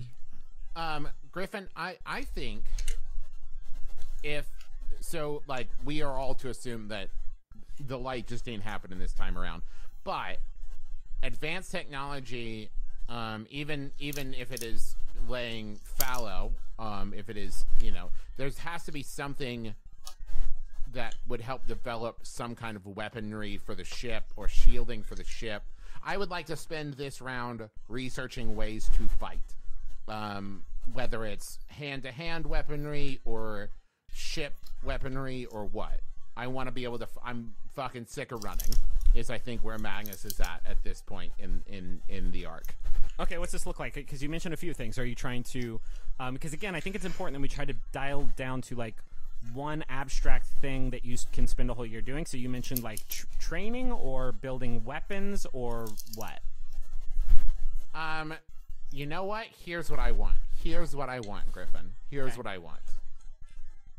I am inspired by robots and arms, and I want to figure out a way to have some kind of grabbing arm attached to the ship, so that if we find the light of creation, we don't always have to descend to the forest, to the floor to get it. Okay, yeah. Help me think of like what this looks like, because it sounds like you're gonna make a mind roll. Like if you want to like build onto the ship. Well, here's the way I look at it. I figure these robots already know how to do it. Like they must understand the technology. They must like be able to help me. So I don't need to figure out how to build it. I just have to build it. Okay. That's a fair way of doing it. Then I think this is a case of you working with the robots, and like these robots, I can't even tell you what you don't know about the robots until I think you make a heart roll, to like get to know them a little bit better before, and I'll count this also towards your like convincing them to help you build the ship thing. Okay, heart roll. Hell yeah. The 9. Okay. So mixed result. They tell you a little bit about themselves, and they will help you do this thing, but it's going to take a whole year, right? Because you didn't get like, I don't think you get everybody from the town to help you out with this project. The way I think this works is it takes a really long time. Imagine that you've lived in this world of robots for centuries. These robots are centuries old. And then you see like a flesh person again, and it's like, what the fuck? So that is, I use the word again because there did used to be people here. They lived in this city, and this whole world was very vibrant, and this capital city was vibrant and alive too. And there was a lot of there's just like a lot. I feel of like I'm messing up Cricket Star's design in a lot of these frames. Living in this capital city, but a plague swept through the planet, and it just eradicated the world's population. And there were these two organizations that tried to like fight it off, but they really only were trying to help out like the best and brightest and richest and most royal people in this city, but their efforts were in vain. And ultimately, like I think they built like a shelter, but the shelter was unsuccessful because this plague was just so powerful that it took out everyone. But there was a sort of underground organization, the name of which they've forgotten. It's just been so long. It's the Beast of the Ring. Yes. It's the Beast of the Ring. It's the Beast. Okay. They managed to save people the only way that they could. The only way that, because no physical like organic matter was going to survive this thing. So they sort of captured the spirits of hundreds of people in like a massive control gem, which folks can leave at will to inhabit these robot bodies in this city. And so they like kind of you meet a couple of them that tell you that sort of give you the score. Hey, Haley. There's more that they don't tell you, but that is sort of what they really. I thought the head volume looked like it was growing some. Build this this robot Interesting. arm. What's it look like, and where's it go on the ship? I'm going to. It looks like it looks like Crow T Robot's arm. Okay. You know, like a desk lamp arm. Does it retract, or is it always sticking out? Oh yeah, it retracts. It folds up on the belly of the ship. Okay. and then think like a claw arm, you know, like a claw game. Sure. I think the best way for me to handle this is to give you +1 asset. Just like you have this dope fucking thing now. Okay. Works for me. So you tell the other folks on the crew like what's up with this civilization. And Merle and Taco, what do you want to do? I think I'm going to go Fahrenheit 451 on you. If this civilization is going to be wiped out, and all of this society, all this culture, this history, all these wonderful things. But like, wouldn't that it's just happen gonna when be it's wiped out turning for ahead good. though, like I'm perspective gonna ask wise? Lucretia to go with me. Like, it wouldn't stay the same. And I'm going to use my as, like, persuasive the other side was skills to turning. try to get as many of these robots to tell the stories of the souls that inhabit them, and so we can record it for posterity. And while we may not be able to actually save the civilization, at least we'll have the memories of it, and at least we'll have the story of it to pass along to other people. Okay, yeah, that's dope. And as part of that, we discover this thrilling story of these 3 adventurers. One a tavern keeper. Well, let Griffin do it. Hold on. No. One a monk. No, this is my turn. Do it. Yeah, fuck yeah. One a monk and one an extremely handsome bard. And through their efforts, a magistrate is empowered and goes on to rule with incredible skill and compassion, and it makes it a great civilization. And it all starts with that magistrate who had an awakening, a moment where he realized, you know, this is not the way to go. I need to make this a better world. Okay. And so as they go through this, they find all these paintings of this handsome bard and his flunkies. This is all non-canonical. And out of reality. That basically, while they cannot save the actual physical civilization, they can save. He's got the really big ears, so though. Tell me I don't if know. this is plus mind, like you going around and doing this, or plus heart, Maybe I could a which I guess would be you little bit. working really close with Lucretia this whole time. Which I'm into doing more stuff there. I'm thinking. Well, I'm thinking heart. Okay. And I'm thinking heart. Okay, and does that reflect you working with Lucretia, or are you like getting these stories out of these robots? I'm getting the stories, and she's taking them down. Okay, so I think it's. I but think we it's are both. working. We're working hand in hand. We're working very closely on it. 3. Oh, wait a minute. Plus 5. Do you have any assets, Dad? Yeah. Do you want to spend an asset? I got 4 bonds. You don't have any assets at all. No, I have not been awarded any asset. Unless it happened in one of those other 16 cycles. I'm trying to Griffin, decide can I spend my asset? Yeah, I'm trying to decide if I want to let y'all do that. I think it makes sense, right? Like, I don't want you to be able to do this with your other stuff, but for assets, yeah. I mean, one of you is losing an asset to give it to somebody else. So if you want to spend it that way, then yes, Magnus, you can. Whatever you guys think best. The reason that this is a hard decision, Dad, is I don't know how this directly benefits the mission, and so there may be a time later where we need that asset to like get the light. I will find a way to make it benefit the mission in some way. A minor score improvement from one of you benefits the mission. So okay, I'm gonna say that having worked with the robots, you know, maybe they're a little thanks, Hazel. distrustful, and maybe I vouch for them and do the robot secret handshake with the big robot arm. What is the asset that you spend, though? And it's abstract. It can be literally anything, but, like, what do you give a bunch of robots or give to Merle to make him, you know? I need a narrative thing you can give somebody to get the thing you want. Oh, I've got it.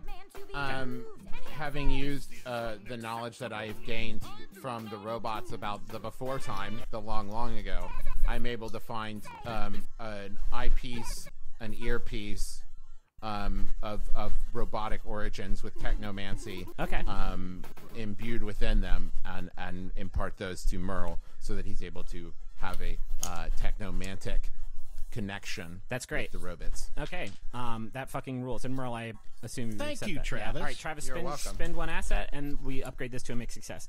So with a mixed success, you get this. You get all this stuff. You get these great stories of high adventure, and because like they are the ones who ultimately save. All right, not the Sarzu, world, sounds good. but 150 See you people, later. the last remaining inhabitants of the world, like these stories are pretty Beasts of the Ring centric. They are like telling these stories, and so like when these robots see these artifacts on you, these are holy artifacts, Merle, that you have on, and so they tell you their stories. You can still tell they're being a little bit reserved, though. There is still something that they're not telling you, but you get these great stories, and I think when you are working with Lucretia to write them down, I think she really, really appreciates this. And I in this conversation, she's like, I've lived my whole life writing down other people's stories, and I've been doing this for almost 2 decades now, and there's still part of me that thinks, one of these years, Merle, we're not going to make it out. And if that happens, all of these stories are just going to die with us. And I really appreciate you thinking of this world in that same way. I think we've done really important work now. Now we just need to make sure that somebody else other than myself reads these one day. That's very well put. You know what? For somebody who doesn't talk much, you have a lot of good leadership instincts. She says, I don't know about that. I'm keen to just sort of sit back and watch and record, but I appreciate you saying that. No, you can't always do that. Take +2 bonds because you're working on some good cute. stuff. It's not just that; it's like setting up that good shit. Taco. I would also Juice. I feel like, okay, I'll just say as Magnus, something's up. There's something we don't know. Well, anyway, that's all well and good. Loop and I are going fucking scrapping. This is the most civilized, this is the most technologically advanced place that we've been to yet, and I want to load Hey, the Pokemon ship freak. with Welcome to all the stream. valuable mechanical components I can find. So I'm going fucking looting. I'm going to destroy as many robots as it takes. I want to take these motherfuckers apart piecemeal, Okay. so I can take whatever cool magic is powering them. I'm going to loot this motherfucker to brass tacks. I'm gonna just loot and pillage. Burn Earth. I'm gonna yes exactly. All right, roll plus mind. Oh, that's a 12. 12. Fuck. Okay. That's some good pillaging Loop and I are doing. Yeah, with a 12, you realize like I don't need to murder everybody in this town. If I just go down, one tier, like nobody lives down here, and it's just nothing but artifacts. So you go down to like the next to lowest tier, and there you, sure enough, like you find tons of shit. What do you find? Like, what are you looking for? Fucking Loop finds like a gun, like a big old school like Tommy gun, and she just like when she finds it, she's like, Taco, look, and she just points it up at the sky and just like unloads it, just screaming like, count the shells, just like fucking like Scarface kind of a little bit. Yeah, you are hysterical. That is hysterical. Do it again. She literally finds another gun and like does it. Count the shells. No, I'm dying. I think we're looking for, here's what I'm thinking. Things that can repair the ship. That is one thing we're looking for, because we do not have a plan for that. Okay. Like, we know there's a base state of the ship, but if it's Me, damaged Fireclaw. at some point, I want to know that we have material components on hand to repair it. I'm also looking for just anything that looks powerful, and anything that could be a source of power. Ooh. I want to try to like loot as much crap as I can. Okay, here's what we'll do. You find easily enough. Like, this was a city of steel and arcane energy, so like you find metal plating that you think like, well, you check with Captain Port, who's sort of the ship health liaison, like kind of the engineer pilot in one, and he's like, that's a great idea. I don't know why we didn't think of that before. It's been almost 2 decades. And you load some of this back up onto the ship, and with a 12, I think take 2 assets. Nice. But with the other thing you mentioned, I do want to circle back to, is you search for magical energy. I think this is like equivalent to an Arcana check, right? So while you're down in that second tier, which is the only it's the lowest non-flooded tier. The bottom one is completely flooded by this waterfall. Roll plus mind. Alright, see you later. Oh my gosh, why is your name so hard to say for me? You don't find it. See you later, Fane. Well, you have plenty of assets. 18. 16? Wow. Okay. No, Do you want to spend one of your assets upgrading that? I thought 6 was a failure. Was a 6 is a failure. 6 or below is fail. Yeah, this seems like a good time to do that. All right, what do you use? I found a fucking metal detector down there, but it's for magic. So it's just like I'm just waving it around. Maybe Loop's doing it. Loop's probably just fucking around with it. I'm like, stop! You'll drain the battery. And it doesn't have much battery left because I think it breaks after you use it, or else you just get another asset again. But Right. you use it, and with a mixed success, you know that there's energy below you, in the bottom tier of this world, which talking to some of the robots, there's like one robot remembers. Oh, well, that's Underton. So you figure out that there is some energy Please, below. some fan artist draw that. Just the gun, Please. Okay, so that's your all's year. And again, abstracting it, like it's probably tough scavenging for shit. Like it's exhausting going through a whole city and looting it. So like that's your year, and so I think just before the hunger comes, you have maybe about a week left. You're not going to get the light, right? This is TVPaint. And I'm not giving you like kind of an extra turn, but when the name's on the side of the screen. And tell him about this energy that you detected down there, he says like, well, if we can't get the light, we may as well try and find out what that is, right? Before we go down and before we leave this world. Like if it's a powerful form of energy, we don't want the hunger to get that when it consumes this world. So I think we should try to head down there, don't you think? Agreed. Yeah, sounds good. Who you leaving behind? Barry volunteers. Barry volunteers to stay behind. Because like he's still very nervous. You know what it is? He can't swim. Barry can't swim. I can't swim. No, because his jeans would get wet, and that's incredibly uncomfortable. Yeah. Oh, yeah. It's the worst. He just can't swim. He never learned how. He has bad ears, He has like those. He gets ear infections like every time he gets in a pool, and so he just like kind of gave up at a certain point. But the rest of you can. So, you need to get into this flooded part of the city. How do you all go about doing that? We're going to have to make a couple rolls to get through this resolution. May I make a suggestion? That Davenport stay with the ship as well? Davenport really wants to come with, actually. Davenport says, like, we don't know what we're going to find down there. We should have all hands that we can possibly go. I'm coming. Barry's fine. I've been showing Barry how to fly the ship. He'll be able to get us out. And we know we have a couple days, so Barry could actually just leave, like, as soon as the hunger gets there. Yep, Like, exactly. we can be ready. Taco, Loop, you guys got any kind of, like, bubble spells or air things, or...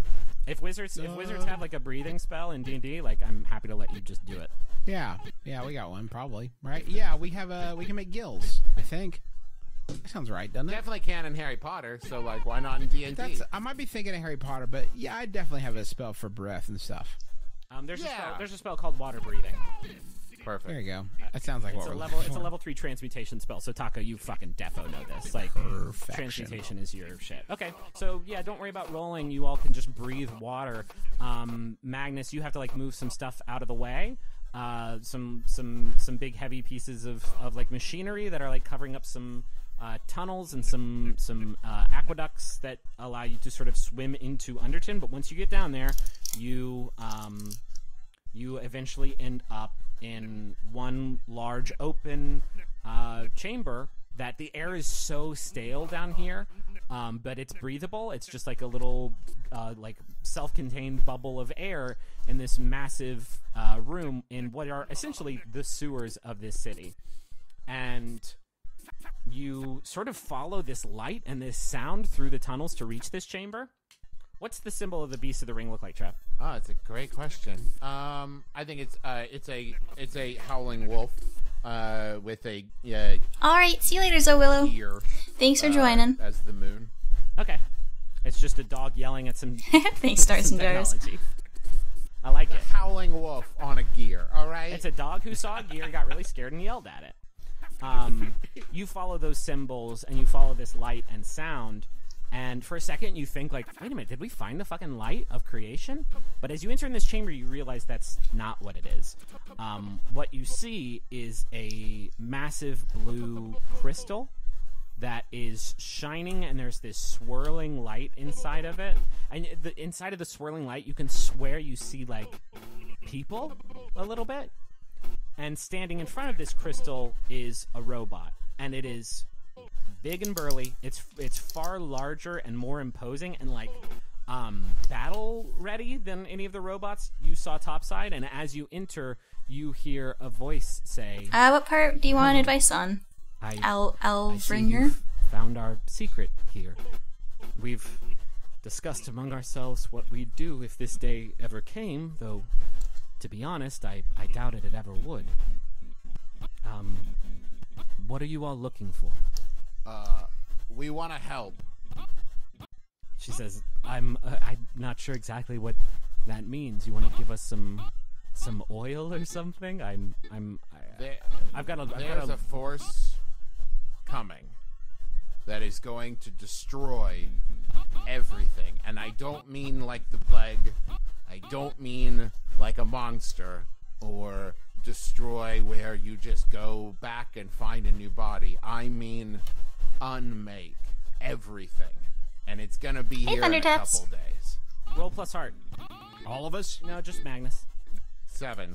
With a 7, she says, I'm not entirely sure why I should believe you, but if what you say is true, is there anything we can even do to fight it off? Yeah, lady, I'm afraid you're up shit creek. I don't really know what to tell you on this one. How big is that crystal? It's huge. It's like 10 feet tall by like 8 feet wide. And Davenport is sort of in the back of your party and says, and I guess Taco and Loop and everybody with like magical abilities it just like feels this immense power radiating from that crystal. And Davenport says, guys, I'm so sorry, but we can't let this technology get consumed by the hunger. We can't give the hunger an army of robots and a way of transferring people into even more powerful robot bodies. We can't. I'm sorry, we just can't do it. We have to destroy this thing. Okay. Are you doing it, Taco? Yeah, Luke and I will both do it. As this thing detects some hostile intent from definitely you, Taco, make sure you plan out your storyboard first. Also, if other people have finished their parts, look at the parts before and after. If they have any whips or anything. Which she like twirls effortlessly. Just make sure that your parts hook holds up at the ready in front of the crystal. Loop is not like you step forward and you said like Loop, right? You like tried to get her. Yeah. She doesn't like. She says she's not down. Taco, this doesn't feel right. We shouldn't be interfering like this. We would be eradicating everybody else on the planet. I don't think that's right, Taco. But okay, but listen, that's happening. Why am I always the only pragmatist with you people? That's happening anyway. Luke gets like she gets a little bit more defensive now, and she says, Are we just gonna burn every world that we can't save just to keep the hunger from getting its hands on it? How does that make us any better than that? If we let the hunger get stronger, doesn't it make it harder to save the next world? I mean, we're still figuring this out. We're still figuring this out, but Magnus, Magnus, are telling me that it makes sense to kill this entire world just so that our enemy doesn't get stronger. That's what you, Magnus, are telling me. If we don't, we're not protecting future. This is hard, Loop. I'm not saying it's an easy choice. Loop goes and like kind of stands between the rest of you and this robot and says like, we don't know what happens to the worlds consumed by the hunger. They could still be alive in there. We could save them. This is the point where we get to decide who we are. I refuse to let us be the type of people who could destroy an entire world for any.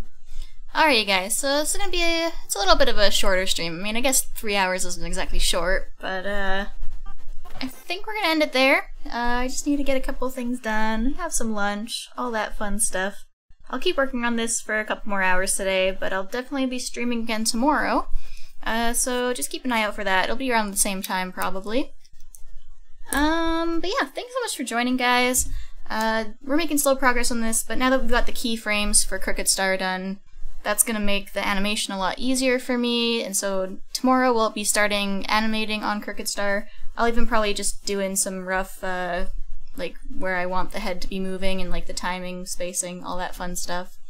But yeah, if you guys don't want to miss tomorrow's stream, make sure you click that bell icon on the subscribe button, and it'll give you about a 50% chance that YouTube will actually notify you that the stream's going on. But hey, it's a 50% chance more of not missing it. So, thanks so much for joining, everybody. It's always a pleasure to talk to you guys, listen to fun things with you guys, and chat. So, join tomorrow, and hopefully we'll have some more fun then.